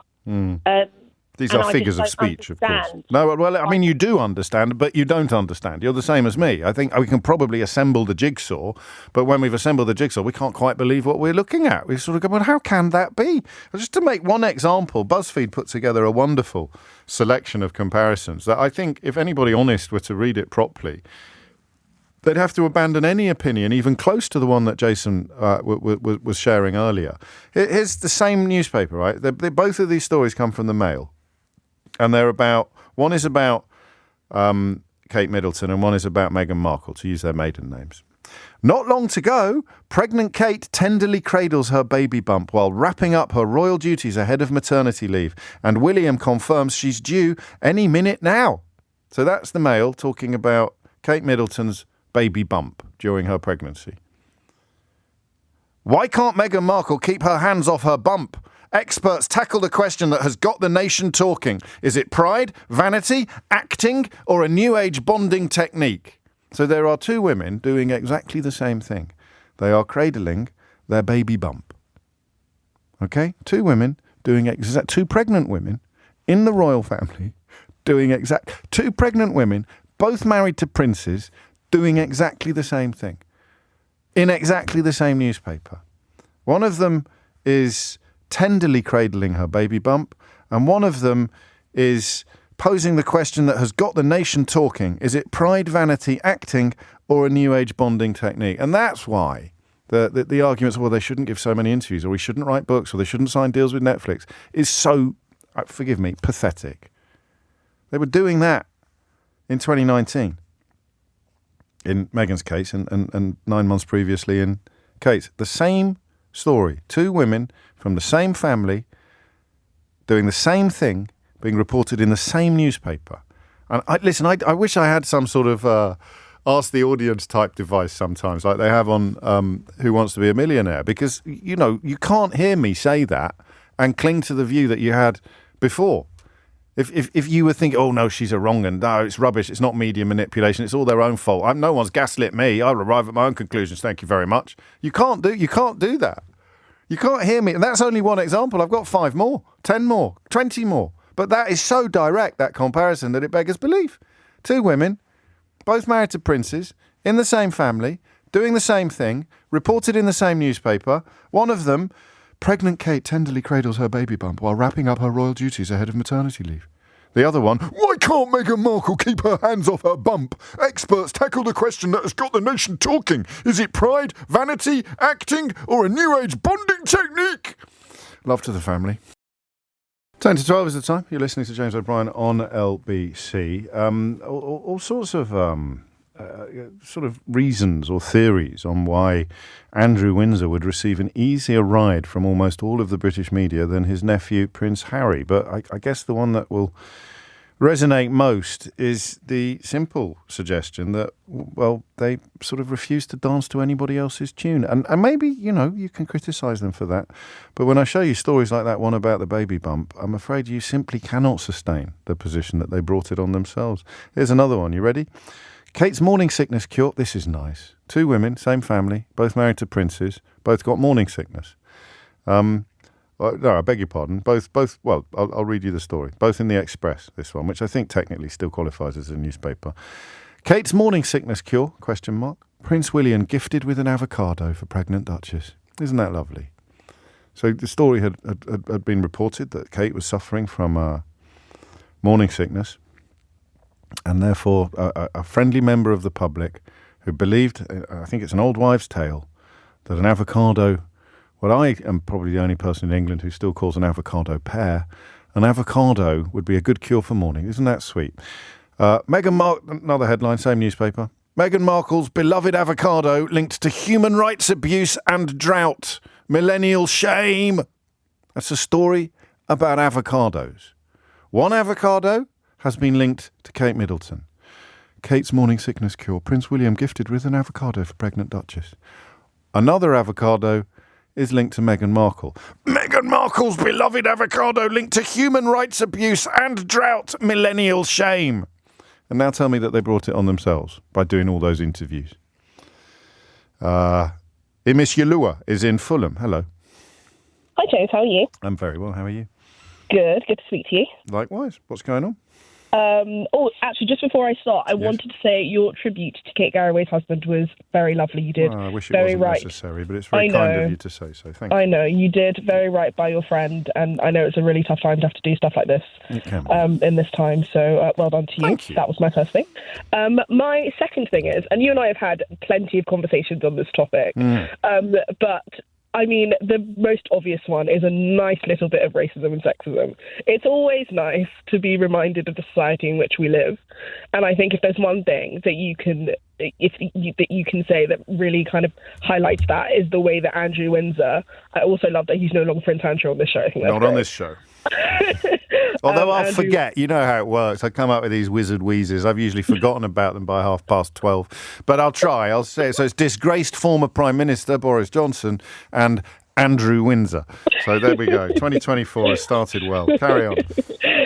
How Andrew Windsor is portrayed and how, Harry and Meghan have been portrayed. And, you know, I'm not always the biggest Harry and Meghan fan. Sure. I do think sometimes they've gone too far. But I do think that in this case, this man used £12 million of his mother's money. Let's also get that straight. He didn't have any. He had to go and ask his mother for it to pay a woman who said that he raped her. And I think that what it shows us is that what we're willing to allow people to let us forget. Because I was saying to your researcher, the reason that we remember Harry so much is because he's kind of pushed in our face. Yes. It's constant. It's like, they did this, and they did this, and they did this, and the nation's talking about it. People are like, oh, okay, well, the nation's talking about it, therefore it must be happening. But what you do forget is that somebody has actually written that headline. Yes. It doesn't necessarily mean that the nation was talking about it before, but they're talking about it now. And the other point, of course, which I've forgotten to mention is, I guess I've got a couple more of these examples that are truly breathtaking, the baby bump and the avocado so far. But the tradition would be for a quid pro quo. So I think Harry's big grievance, and he talks about this in the book, in Spare, his big grievance is that they felt that they were just being hung out to dry and that these stories were not being pushed back against. There was nothing in the palace machinery that was protecting them in the way that it would have protected his brother and his wife. No, I definitely agree. Like, there was no protection for them. But I also think, like, you have to remember what Meghan represents. Like, she's a mixed race woman, and the reality is that the British media doesn't see her as that. They kind of follow the one drop rule. Like, she's black. Like, and it's so alien to what they think royalty should be. It doesn't make sense. You can't look at that and think, oh, following the tradition of hundreds and hundreds of years, this is what a royal should be. No, she's bucked the trend. She's different. So it was always doomed then, in a way. It was always doomed. It was always doomed. It was always doomed. Like, I remember when I heard it happened, I thought, why would you marry into this family? Why? Like, there's nothing about this family that makes you think that you, as the kind of woman you are, will be safe. They won't. No, they won't keep you safe. It's just not going to happen, and it's unfortunate. It really is unfortunate, and we're seeing it now that the rehabilitation of a potentially a sexual predator. He was at Sandringham walking up and down like nothing happened. Yes, that's just true. And you know, as you say, potentially or accusations and allegations with that constant side order of millions of pounds being paid out to one of his accusers. He was clearly embarked upon a sort of slow creep back into the setup, wasn't he? And these latest revelations and the response from the palace. Who will not have been taken by surprise by the front pages today, that this is a sort of a parting of the ways, time to give Andrew the chop, no way back. That's the Sun and the Mail, the two sort of biggest players in this market, clearly are singing from the same hymn sheet, and it's over for him. But the planet on which Andrew's plight situation is in any way comparable to Harry's doesn't exist except on Fleet Street. You know, the idea that Harry will have garnered more negative headlines over the last 5 years than his uncle Andrew. It's breathtaking, and I'm sure you're right, Miss Yalua, the notion of her being such a violent rejection of royal history. You know, you cannot rise to the top of our society in this country if you are like her. You just can't. And whether that is racism or not is very much up to you. For me, it is, you know, it's because you justify the existence of the royal family by buying into some sort of notion of human hierarchy. And one of the most insidious examples of any notion of human hierarchy is race-based. So if you're buying into the notion of human hierarchy, and then someone comes along who, according to your other human hierarchy, should be inferior to you, how can she end up being a princess? There it is. And unfortunately, having worked with and on some of these newspapers, with some of the people who've risen subsequently to positions of power, they do think like that. They would, whether consciously or not, they would have a huge problem with the idea of a woman of colour being above them in the food chain. I will bend the knee to Charles and Camilla. I will bend the knee to William and Kate. I'm not bending any knee, metaphorical or otherwise, to some mixed-race woman from America. God forbid. Snobbery and race, class and race, absolutely inextricable in a lot of cases, and rarely more so than in this one. I've got another one for you, actually. Carol wins granny war. Gosh, that's an interesting story. What's it about? Duke and Duchess of Cambridge will spend second private Christmas with the Middleton family rather than joining the Queen at Sandringham. Oh, that's nice. William and Kate, plus their children, will spend Christmas with the Middletons. They will be with Kate's family at the family home near Bucklebury in Berkshire. That's nice. What would happen if Harry and Meghan decided not to spend Christmas at Sandringham with the royal family and instead, for example, perhaps spent it with her mum? Doesn't the Queen deserve better than this baffling festive absence? Richard Kay examines the impact of Prince Harry and Meghan Markle's decision not to spend Christmas with the royal family. Two couples from the same family doing exactly the same thing, reported in the same newspaper. One of them, Carol wins the granny war. Oh, Duke and Duchess will spend private Christmas with Middleton family rather than joining Queen at Sandringham. The other one, doesn't the Queen deserve better? Richard Kay examines the impact of Prince Harry and Meghan Markle's decision not to spend Christmas with the royal family. It's absolutely incredible. 3 minutes after 12 is the time, and you're listening to James O'Brien on LBC. The next conversation we're going to have is completely different. I've got a few more of these royal stories to share with you, these comparisons. They're breathtaking, right? And this story's been around. It was BuzzFeed that first went to the trouble of putting it together. And I don't think I've ever done a story like that. A journalist called Ellie Hall did it. And I bet she marvelled. It's 4 years old, almost to the day. I bet she was marvelling at what she was discovering. So someone would have said, is it worth trying to dig out some of the stories about Kate and Meghan and compare the two? And so she'd have started looking at them. She'd have started digging them out. And she'd have felt, here's one about William and an avocado. I don't suppose they've ever written about Meghan and avocados. I've said Meghan Markle, avocado. But that's extraordinary. When Kate Middleton gets given an avocado, it's a touching example of deference to the royal family and a lovely cure for her morning sickness. When it's reported that Meghan Markle likes eating them, The Express runs an article about how they're linked to human rights abuses, drought and millennial shame. So it happens occasionally when you're doing a story from cuts, when you're doing I don't know why I talk knowledgeably like this. I haven't worked on newspapers for the best part of 25 years, apart from a very weird little period when I was the video games reviewer for the Daily Mail, would you believe? But you'll have to come to one of my events if you want to ask me more about that. And there are a couple coming up, actually. I have more details of that before 1 o'clock today. Oh, how do you contain your excitement at the moment? So you're doing a story from cuts. So you're going through cuts. And remember, when I was on newspapers, the internet was still in its infancy, so it was a lot harder. And you're looking for stories. So here's one about Kate cradling her baby bump. I don't suppose they've ever written about Meghan Markle cradling her baby bump. Oh, my days. Experts tackle the question that has got the nation talking. Is it pride, vanity, acting, or a new age bonding technique? Just extraordinary. Then they've got the Christmas trip. Here's a good one. Kate and Wills Incorporated. Duke and Duchess secretly set up companies to protect their brand, just like the Beckhams. Right? You got that? That's okay, right? Yeah? Kate and Wills Incorporated. Duke and Duchess secretly set up companies to protect their brand, just like the Beckhams. Oh, how nice. A right royal cash-in. How Prince Harry and Meghan Markle trademarked over 100 items, from hoodies to socks, 6 months before split with monarchy, with new empire worth up to £400 million. It's two couples from the same family, doing the same thing, being reported in the same newspaper, and one of them is reported in a way where you can almost feel the flecks of spittle emerging from the headline writer's mouth, and the other reads like a Mills and Boon. It is extraordinary. And I've got a couple more to share with you as well, but I'm not going to take any more calls on that. I want to move on. I want to move on to, well, I need to set this up properly, actually, because it relies entirely on you. I have absolutely nothing to contribute to this conversation, except a rather unpleasant experience with mould that we had in our last house. If you do have mould, do get it seen to. I think it is probably going to be one of the big health stories of the next 10 years. I think the health impact of mould in homes, it's already started, hasn't it? I think there was a little boy who lost his life, and the coroner thought that mould had played a part in that process. I think that the prevalence of mould, there's a variety of reasons why it's becoming more commonplace. The torrential nature of downpours these days, dampness, people blocking up ventilations to keep warm because heating is so expensive, and also irresponsible landlords, irresponsible, rapacious landlords.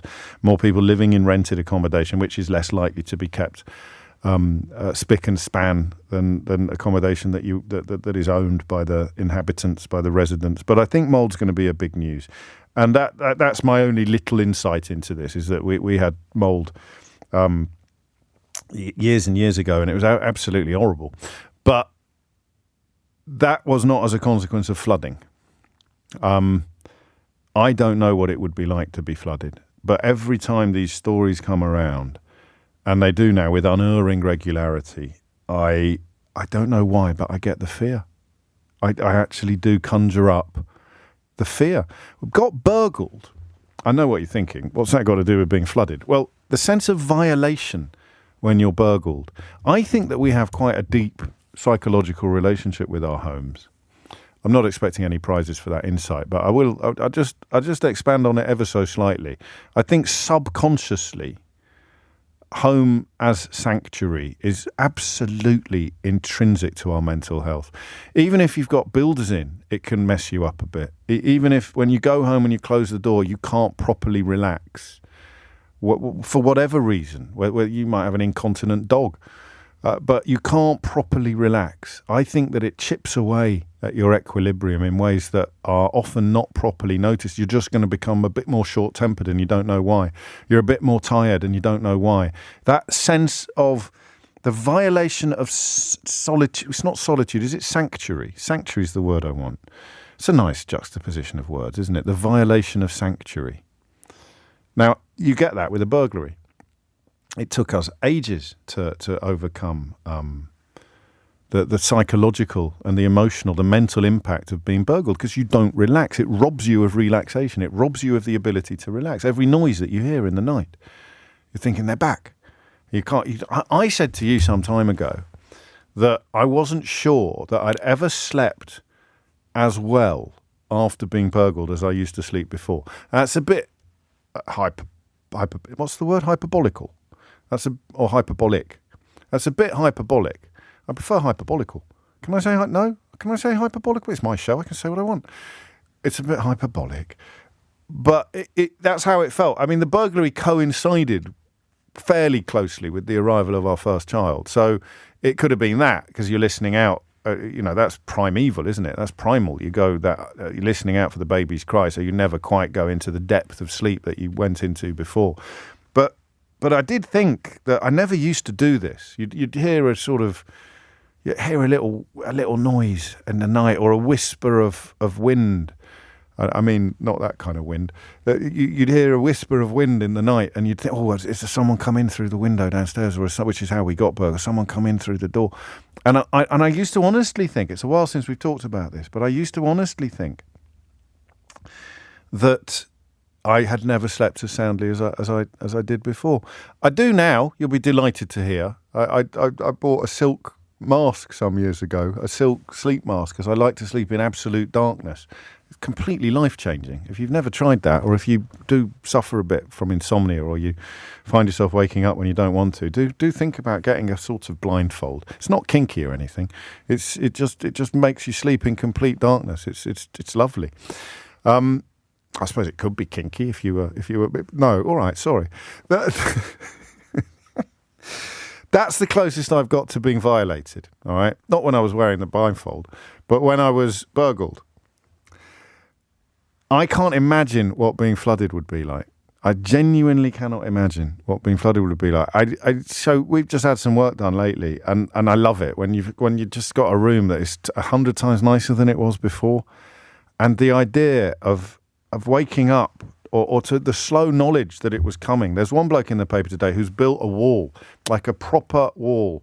I live near the river. I live near canals and rivers, and particularly the Thames. One of my local pubs actually in Strand on the Green. I once looked up from having a pint, and there was a bloke canoeing past the window. That's how good the flood defences are on that pub.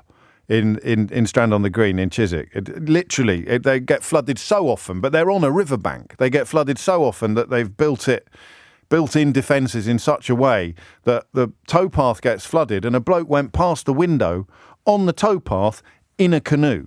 And a lot of the houses on that stretch of river, and you've seen this where you are as well, a lot of this, they have like things that you can slot into grooves like walls, flood defences. A bloke in the paper, I think he's in Gloucestershire, lives in the middle of a field. He's not on a riverbank, but he gets flooded so often that he's built a really watertight, there you go, I knew there was a word for it. He's built a watertight wall around his entire property, and it's worked this very week. You know, it's about 4 inches below the top of the wall, and the water is everywhere. The whole area is waterlogged. Actually, come to think of it, how does he get out?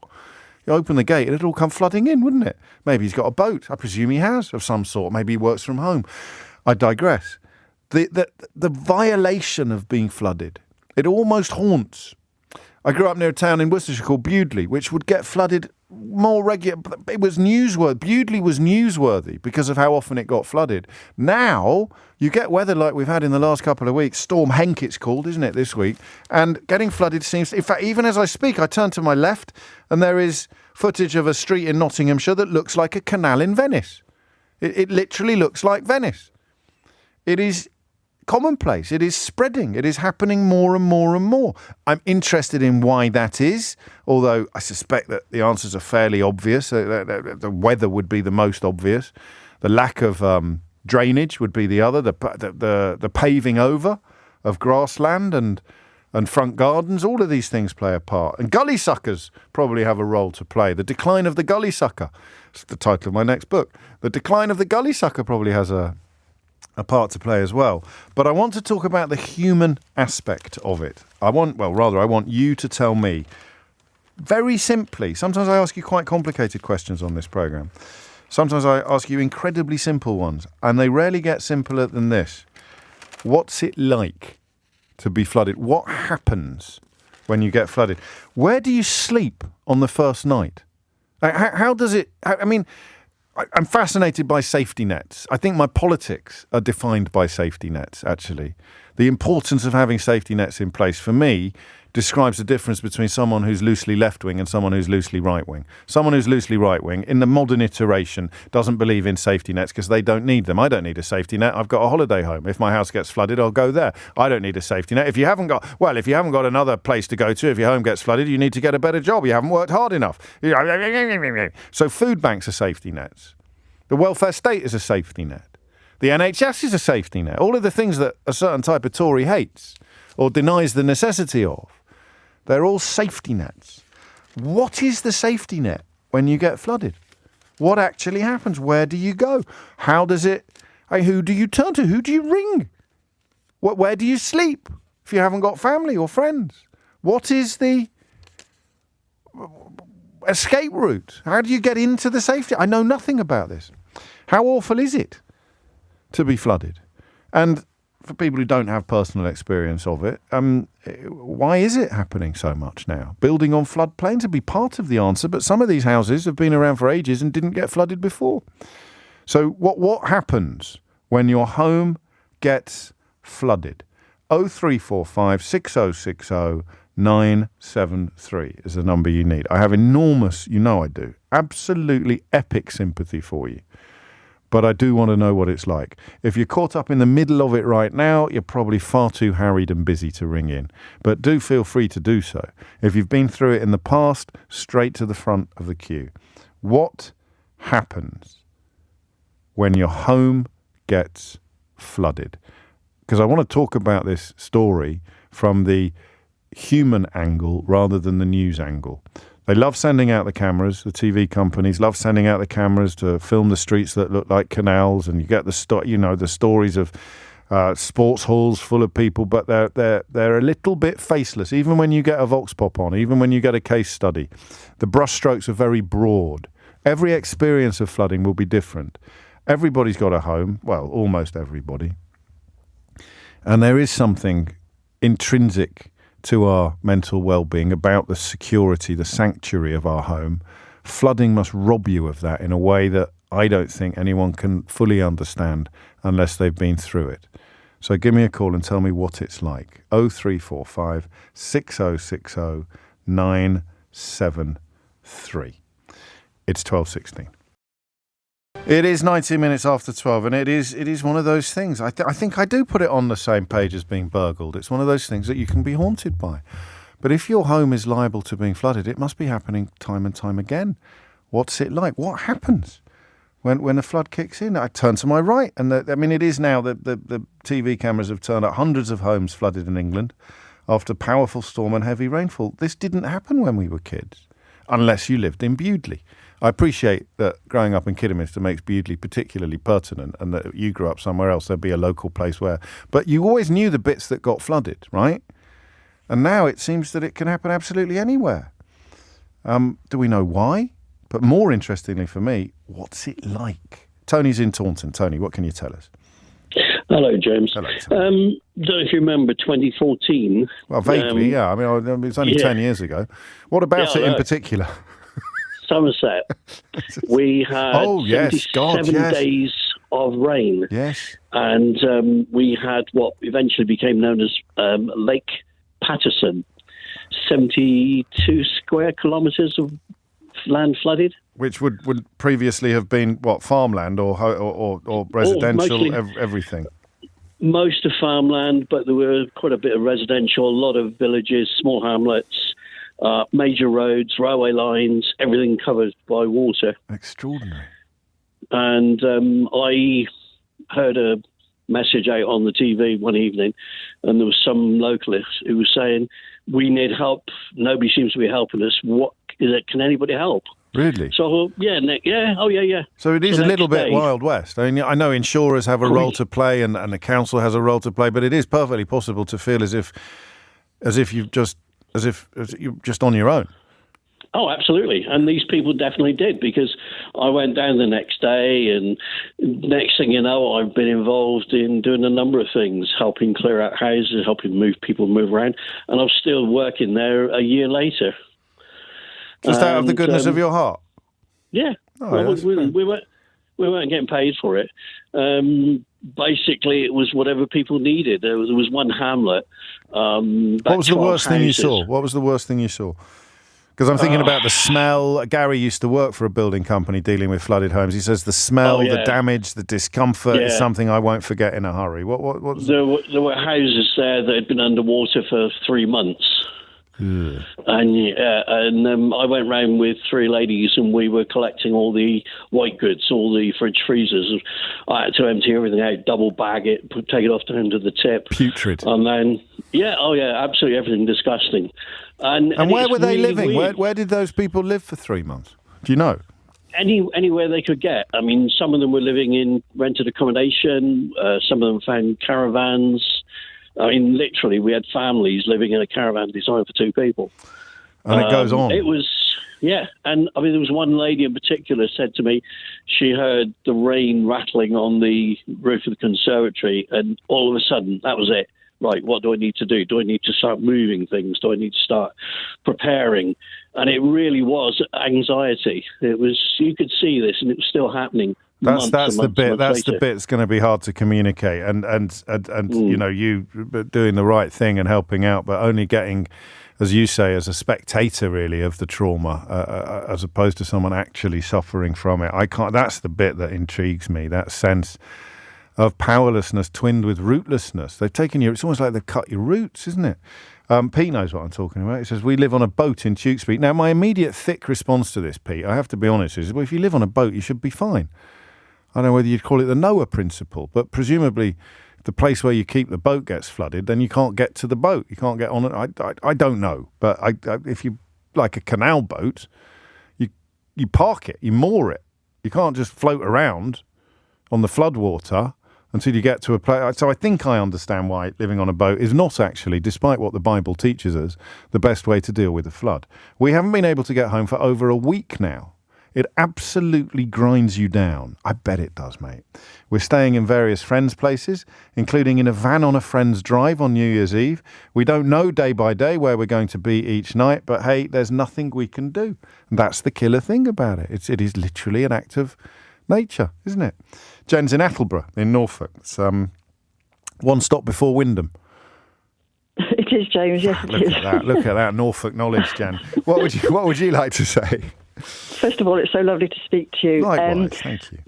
My scenario is slightly different. I was away on holiday for a week in the sun, came home, opened my front door to find that there was water pouring from my ceilings because it wasn't a burst pipe, it was a tiny pinhole prick in the cold feeder pipe to the tap in the bathroom upstairs.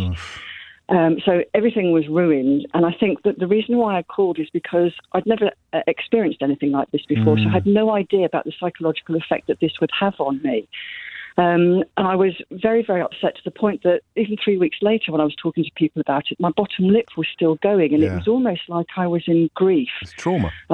It is trauma, and I'm fine. I'm back in my house now. I only had to spend 5 weeks away from my house. But the interesting thing as well is, unless you've actually experienced it, you can't feel what it's like, because I did feel violated, just like you said. Yeah.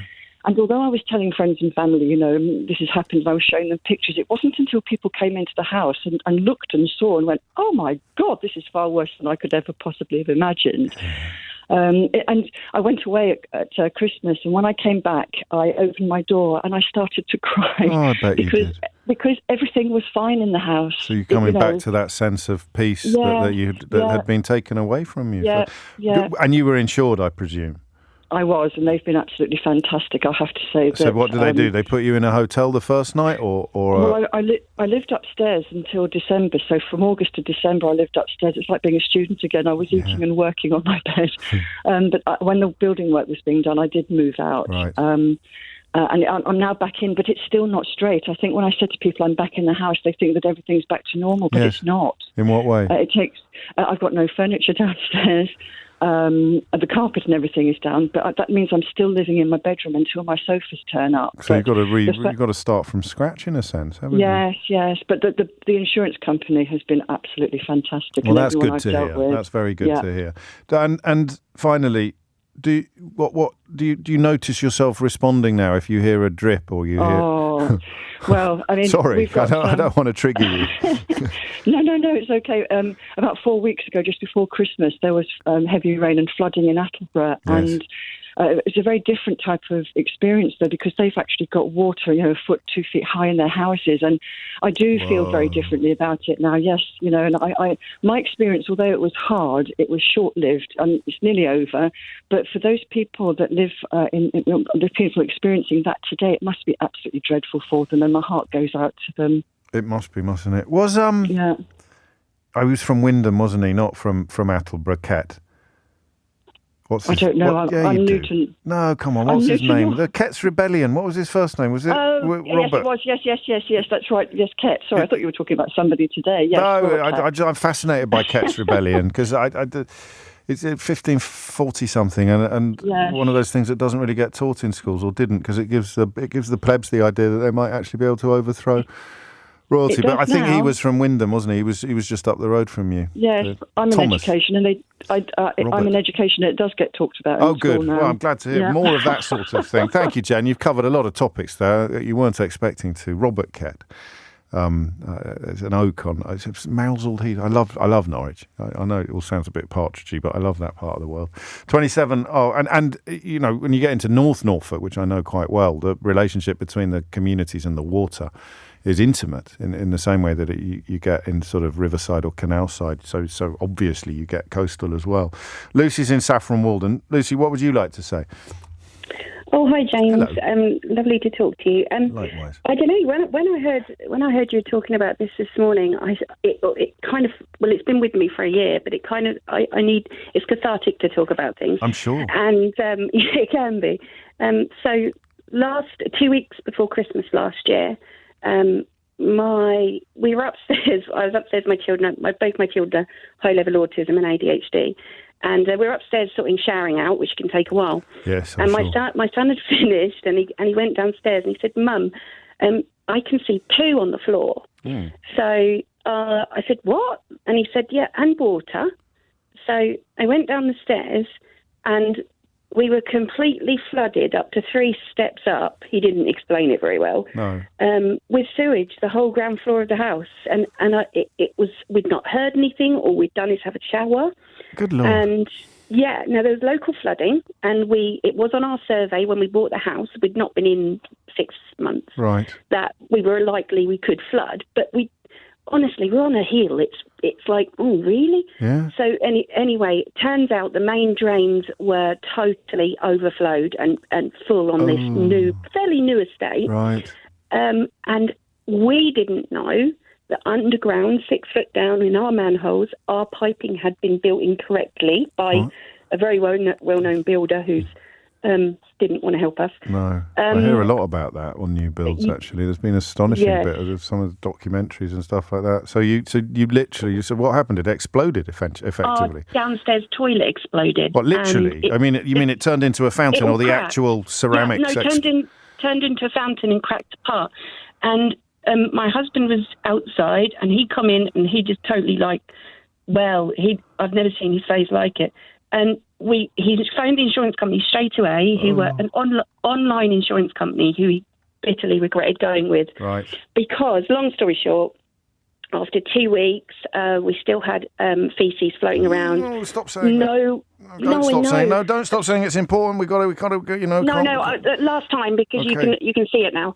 But we lost everything, of course, sofas, dining tables, furniture, every single thing. It was in every cupboard, it was in everything, but on school bags, school shoes, ironing board, all the small things that you wouldn't even contemplate. You wouldn't notice that you even had them until you didn't. To paraphrase Joni Mitchell. I've had that 5 years, and it's gone. And piano, silly things like the piano was stored in the cupboard, like a big keyboard. Lost, everything. All gone. So we decided to clean it ourselves, because the insurance company said that they weren't going to come out because of how busy they were with flooding everywhere, which is fair enough. So we bought a machine, did it ourselves, and the children moved out for 7 weeks and had to live elsewhere with family due to their medical conditions. We lived upstairs, and then we had to have dehumidifiers for 6 weeks with our heating on 26 degrees. Had to be. To get everything out, yeah, of course. Yeah, otherwise we get the mould that you mentioned. Yeah. So they had to come out and test it. After 7 weeks, it still wasn't dry, as it right down into the concrete.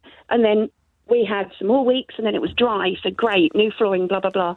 But only 2 days ago, I managed to fight with the NHBC to get the drainage people to come out, and they've just dug up 2 days ago my whole garden, gone down 6-7 foot, took out all the pipes, which were all incorrectly built, and replaced it all. And so as of 2 days ago, fingers crossed, it's not going to happen. It's not going to happen again. No, but what you remind us of, I'm late for the news actually, so I've got to crack on, Lucy, but we're watching this, and you think, well, when the water goes down, everything gets back to, when the water goes away, that's when the really nasty business starts. That's when the really hard work starts. 12:32, Amelia Cox has your headlines. 12:35 is the time. You're listening to James O'Brien on LBC. Lucy Easthope's book, When the Dust Settles, is strong on this as well, on flooding. I think it was Doncaster, the example that she used. Lucy Easthope's book's brilliant generally. If you didn't listen to her Full Disclosure podcast with me last year, then you really should do so. But if you can't be bothered to do that, if you've had enough of my voice, for example, then just read her book. It's an extraordinary sort of disaster response is the official title, but you quickly discover it means so much more than that. It is quite extraordinary, and she's brilliant on Twitter as well. She's called Lucy Go Bags on Twitter, because a go bag is the thing you grab when you're running out of the house to respond to a disaster, I presume.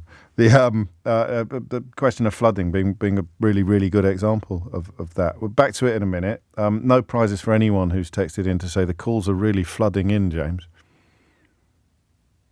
Yeah.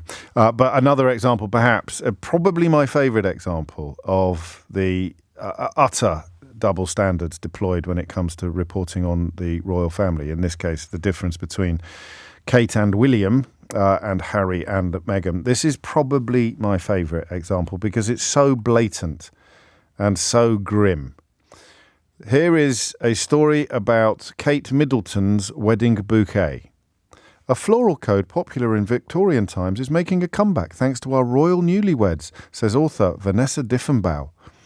And part of that floral bouquet, which is making a comeback, was a certain type of flower, which also appeared in Meghan Markle's wedding bouquet. And that flower was I think it was a lilac, was it? No, hang on. Lily of the Valley, okay? So it appeared in both bouquets. It was Lily of the Valley in Kate Middleton's. Why you can always say it with flowers. A floral code popular in Victorian times is making a comeback thanks to our royal newlyweds, says author Vanessa Diffenbaugh. That includes Lily of the Valley. And then in Meghan's bouquet, this is, when I say favourite, I mean the best example. Royal wedding, how Meghan Markle's flowers may have put Prince Charlotte's life at risk. So this is the same flower in the wedding bouquet of two women from the same family being reported in the same newspaper, but not in the same way. So Meghan Markle married Prince Harry in a stunning ceremony watched by millions, but an element of their nuptials may have put their bridesmaids, including Princess Charlotte's lives, at risk. Versus, a floral code popular in Victorian times is making a comeback thanks to our royal newlyweds. So there you have it. This is why any attempt to say, oh no, they brought it on themselves. Well, they shouldn't have given so many interviews. They shouldn't have written about it. They're all ridiculous. Absolutely ridiculous. But people don't realise because they've been gaslit. And that's what gaslit means. You don't realise you've been gaslit. You think it really is getting darker. 12:39 is the time. Paul's in Wolverley, which is just up the road from Kidderminster. Paul, what would you like to say? Hi, James. Hi. I've lived through a flood event, or three. And Bewdley, was it? In Bewdley. Yeah, there you go. Has to be. You'd be all right in Wolverley. You're quite high up, aren't you? We live on a hill now, yeah. There you go. Yeah, we bought our house in Bewdley in 2012, and it's one of the oldest houses in the town. And it hadn't flooded in a generation. Gosh. It hadn't flooded in a very long time. And we bought it safe in the knowledge that there were at least temporary flood defences right outside our house. And it hadn't flooded, and we had sort of 8 happy years there, flood-free. Right. And then 2020 hit. Gosh. And they had record river levels, and we flooded spectacularly. What's it like? It's the reason why I wanted to call in, really. I don't think people realise the effect it has on your mental health. That's what I'm interested in. And it was tough. It was tough. You're living through like almost an action movie, if that's the right thing. It's like surreal. It's not real. In 2020, in early 2020, it was just before lockdown. It was just before the first lockdown, and we flooded. We lost a lot. And where did you go on the night? What happened? I mean, what happened when you realised? Did you stay upstairs or was it uninhabitable? What did you do? I tell you what, my daughter was cooking pancakes, right, and there was a knock on the window, and it was Sarah Rescue, who do a brilliant work. They're a voluntary, like an emergency services when it floods. Gosh. They knocked on the window and said, "You need to evacuate. You're going to flood." because over the years the river levels do come high. Sure. But you just think this isn't going to be a flood event, but on this night it was. So we evacuated, and we went to some friends just around the corner. Very helpful. We woke up in the morning and we saw that the river had completely gone through the house. And Were you by the river? We were right on the river. So near the merchant's house then? Close by. Near the chippy. merchant's house. Yeah. I'm just showing on the other side of the river. Oh, We were on the you? other So near side. the Black Boy. Near the Black Boy then? Near the Black Boy, that was my regular. Yeah, I love the Black. Get a nice pint of Bathams in the Black Boy. Did you know that you were speaking to a Kidderminster lad when you rang in? Yeah, you do. I thought you might. I thought you did might, and I just like to show off my local knowledge. I've done Norfolk, and now I'm doing Worcestershire, so I know exactly where you are. Because I did meet you in Bewley in October. There you go. I came to see you. Well, thank we had you. a great night together. It was a good night, wasn't it? I think I'm coming back. I'll let you know. So, So you're out. You've got friends that you can move in with, but that sense of most problems, you know where the end is, don't you? You sort of think, well, if I do this and I do that, then everything will be back to normal. This is the kind of problem where you're wondering immediately whether are we ever going to get back to normal? What is normal? That's right. And during this time, we flooded. We were campaigning as a not me, but there was a group of Bewley flood resident associations campaigning to get flood defences built, permanent ones, because on the other side of the town you've got permanent flood defences, while on the other side they were temporary. I didn't know that. And in the second year. The second flood event, we went into lockdown with a flooded home. We had to move to temporary accommodation with 4 children, and it was difficult. I bet it was. But it was more difficult to get any work done in lockdown anyway. Yeah. And we weren't allowed out the house unless we had to go back there. It was the first. It was the first lockdown, and then almost a year to the day, James, we flooded again for a second time. Oh no! So all the work, the restoration work that we did, got soaked again. It was very difficult, and it does have an effect on your mental health. You just think the second time, the temporary flood barriers, James, they failed. They actually parted like a sardine can. Millions of tons of water just came into our street like a tsunami. And this isn't reported on at the time very much at all. Well, the spotlight moves, doesn't it? That's the problem. It feels like it is the most important thing that could happen in your world. But from the point of view of someone sitting in London or Birmingham deciding on what to put on the news tonight, it doesn't always translate. Right. And and was that a big decision behind moving to Wolverley? Oh, most definitely. Yeah. I mean, we love Bewley, we love where we were living, but we were lucky enough to sell the house. And my heart does go out to that community there. And the community spirit, James, when you flood, you might not know all of your neighbours, but by the end of a flood event, you do. I mean, it's not much of a silver lining, but I understand precisely the point that you're making. And I guess, look, you're ahead of the curve. It's not much fun to be, but moving forward, things like permanent flood defences, even quite far inland, but riverside places like Bewley are gonna have to be a lot more commonplace. I remember what it used to be like on the other side of the river before they'd put them in. I'd forgotten they'd put permanent ones in there. Final question, Paul. Yeah. What's your local now? Is it the Loch or the Queen's Head? The Queen's Head. There it is. My daughter works there now as a barmaid. Fantastic. So you get a staff discount when nobody's looking. Paul, thank you, mate. You take care. And I'll see you again, I hope, next time I'm on the road. 12:45 is the time. It is 12:48 and you are listening to James O'Brien on LBC, where we continue the conversation about what it's like to be flooded. We haven't talked about Gaza today, but we have touched on, we talked about it at length yesterday, this notion of, it's a tension, isn't it? It's a really tricky tension for anyone who wants to marry a profound and deep belief in the essential existence of the modern state of Israel, coupled with a deep, deep understanding of the generational trauma and the constant existential threat, with a profound conviction that what is currently going on in Gaza is indefensible and disgusting.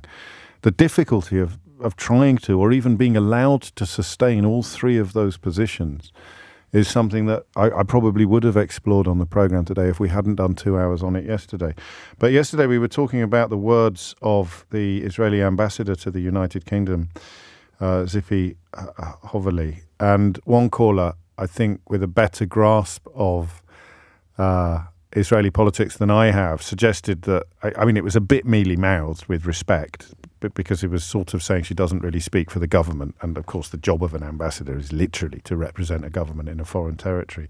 But he did make a couple of comments speaking about the nature of the domestic political debate. And I have to tell you that an MP in Israel called Tali Gottlieb someone's just sent me this footage, has said that without hunger and thirst among the Gazan population, we will not be able to recruit collaborators, recruit intelligence, bribe people with food, drink and medicine in order to obtain intelligence. I mean, I'm not suggesting it's a competition, but every time you think you've heard something, every time you think that the rhetoric coming out of some of the politicians involved in this tragedy, this catastrophe, this atrocity, everything you think it can't get any worse. It can. There's a Likud MP, I think, called Moshe Sada. It is clear that all the Gazans need to be destroyed. Deputy Speaker, another member of Likud, Nissim Vaturi, said Israel had to no less than burn Gaza. Who's left in Gaza? Are there citizens? There are only tunnels, Hamas and accursed terrorists. We have to crush Gaza. Gaza is Hamas. I still think that the British audience, the British consumer of news, is really being denied an awful lot of the detail and indeed evidence of that lies behind the conviction that what's happening now is indefensible. But the difficulty of sustaining that view while also espousing a deep conviction and support for the modern state of Israel is something that we'll definitely get stuck into next week. So, I mean, traumatic territory that we're exploring together, but not as traumatic as the situation in the Middle East. I suppose, in a sense, that this is like the entry-level experience. The closest many of us would ever get to knowing what it's like to have your house destroyed would be to be the victim of flooding, actually. And you've heard the testimony today of people, the impact upon mental health, the sort of hypervigilance that kicks in, a form of post-traumatic stress disorder. And that's for people in full knowledge that they're going to be able to go back to their home and that the insurance company's probably going to pay out and that everything's going to be all right. So God knows what it would be like to go through what many people in that part of the world are going through. But I steer you back to domestic matters and indeed floods, and just wondering what it's like in that first instance, and then even more so as the conversation has progressed in the aftermath. 12:52 is the time. Vicky is in Neath in Wales. Vicky, what would you like to say? Hi. Hello. Hi. So it's just really interesting. I got flooded in 2018 for the first time. Right. And it wasn't bad. It was bad. It was like up to our ankles the first time. Yes. We got over that. My landlord had all our flooring done. We had just got back on our feet. And then again, the beginning of lockdown, 2 years later, we flooded again. This time it was up to my waist. In the living room at 3 o'clock in the morning. That's horrible. Yeah. So I'm thinking, I don't know why, but I'm thinking about plug sockets. If it's up to your ankles, it's not reached the plug sockets. If it's up to your waist, the plug sockets are their history. Exactly. They're long gone. Oh, you poor thing. Yeah. And I had 2 young kids at the time as well. Well, I hope you still do. Yeah, that's a relief. They're not young anymore. No, I suppose that's the way it works, isn't it? Yes. But, yeah, I just wanted to mention some of the ways that I coped through the flooding. Yes. One of the things that I found was I didn't have control of the situation, and I've got OCD, and not being able to control what was happening in my life at the time, where it was horrendous for me. I can imagine. And I started running, and that was the only thing that I felt like I had a control of. Was right, if I can't do this in my house today, if I can't fix this, or something's not going right again in the way of council letting us down, or people saying that they were going to help and not helping, I'm just going to go and do my run, and that's the one thing that I can control in my life. Okay. And that, for me, saved me. When you mentioned PTSD just now, and when my doctor told me I had PTSD, I thought, don't be so silly. Because I've just been flooded. I haven't been to Afghanistan. I've just had a flood. Yeah. No, I get it though. I can understand why it would be and that was the only thing that kind of helped me through. Gosh, that's fascinating. And have you stuck at it? Are you still a runner? Yeah, I've done 2 marathons since then. So it's life-changing now. This is quite a big silver lining, isn't it? I've lost 5 stone. Like Good everything grief. completely changed, yeah. And is the house back to normal? Is everything back to normal? It is back to normal, but I moved away. Did you? So, yeah, unfortunately, we didn't have insurance because after the first time, it was too high. I couldn't pay it. You know, there's a cost of living crisis. So they ramped, after the first claim, they ramped up the premium so much that you couldn't afford to... Oh, you poor thing. And not just that, though. You know, when you think that you're insured and you go places... So, for example, a silly thing, I went to Curry's because they told me that my oven and my fridge were insured. Yes. I got there and they're like, it's not covered for storm damage. No. So even when you think some things are insured, they're not as well. And then, of course, that premium went ridiculously high. I couldn't pay it. Christmas had just been. It was February. We lost absolutely everything. It was 2 bedrooms upstairs and living room, kitchen, bathroom downstairs. And we lost everything apart from our bedrooms. Like, it was just horrendous. That is yeah. And then you have to, almost literally start from scratch with a lot less of the money that you thought you were going to have. Especially the second time was utterly destructive.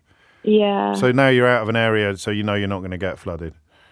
I'm round the corner up a hill. I thought you were going to say, I've moved it to the 17th floor, James. I live in a tower block. That'd be the temptation. My best friends, they still live there. Like where we lived as well, we were in front of a canal. Right. So it's a beautiful area. And some people, you know, some of them were in their 60s. They couldn't afford to remortgage and move or anything like that. So a lot of people are still there. And like every time it rains, I'm like, oh no. Oh, yeah, God, well, that's hypervigilance. That's another thing that is sort of linked to trauma, and even I'm no expert in any of these fields, but and post-traumatic stress disorder. There's that sense of hypervigilance, that fight or flight. Adrenaline is only supposed to come in on emergencies, but you have experiences that mean it's almost a constant presence. Thank you, Vicky. That was a lovely story, actually, albeit with such a grim beginning, and the power of running as an antidote to lack of control is something that I certainly think about. Lots of other people have been pleased to hear that. It is one of those things, if you've not been through it, you can't quite get it, isn't it? Every caller is almost as if you need a translate. You just need an extra gear of language. You can't quite convey how utterly awful it is. You can describe it, but you can't quite convey it. Brenda is in Biggleswade with the last word on this. Brenda, what's it going to be? Thank you, James. Hello. I'm a bit nervous. It's only me. It's only me. Before lockdown, we had a new dishwasher in on Christmas Eve in the kitchen. Everything's fine. Come Easter, so you're talking 3 to 4 months, came down one morning and we thought one of the cats had an accident in the dining room and looked and thought, what on earth is that? Yeah.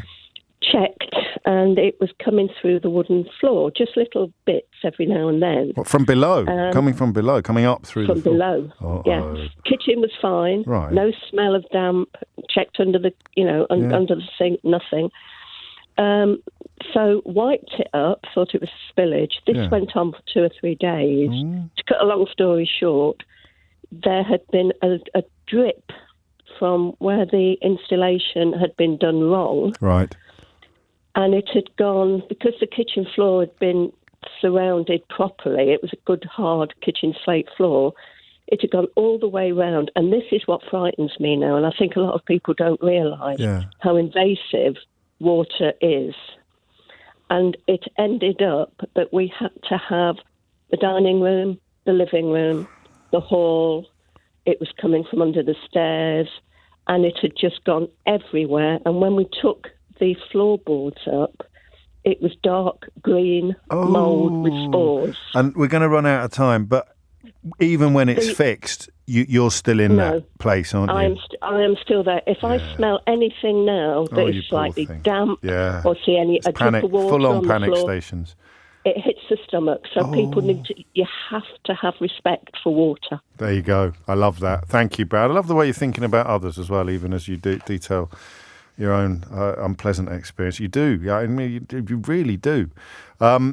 If you meet crikey, is it that time already? Sometimes Sheila Fogarty floats into the room, and I think she's early. I think she's taken a wrong turn. No, you're late. Sorry, you're not actually. I am. Late, I'm about to be. I am now. If you missed any of today's show, you can listen back to the whole show podcast on Global Player, where you can also pause and rewind live radio. All of LBC's shows are there to catch up on, as well as all the best video clips from LBC and other global stations. Please pause and rewind live radio on Global Player, where you're always in control. You can download it for free from your app store, or just head to globalplayer.com. Coming up at 4 on LBC, it's Tom Swarbrick. But now it's time for Sheila Fogarty. Now it's time for Sheila Fogarty. Now it's time for Sheila Fogarty. Now it's time for Sheila Fogarty. Now it's time for Sheila Fogarty. Now it's time for Sheila Fogarty. Now it's time for Sheila Fogarty. Now it's time for Sheila Fogarty. Now it's time for Sheila Fogarty. Now it's time for Sheila Fogarty. Now it's time for Sheila Fogarty. Now it's time for Sheila Fogarty. Now it's time for Sheila Fogarty. Now it's time for Sheila Fogarty. Now it's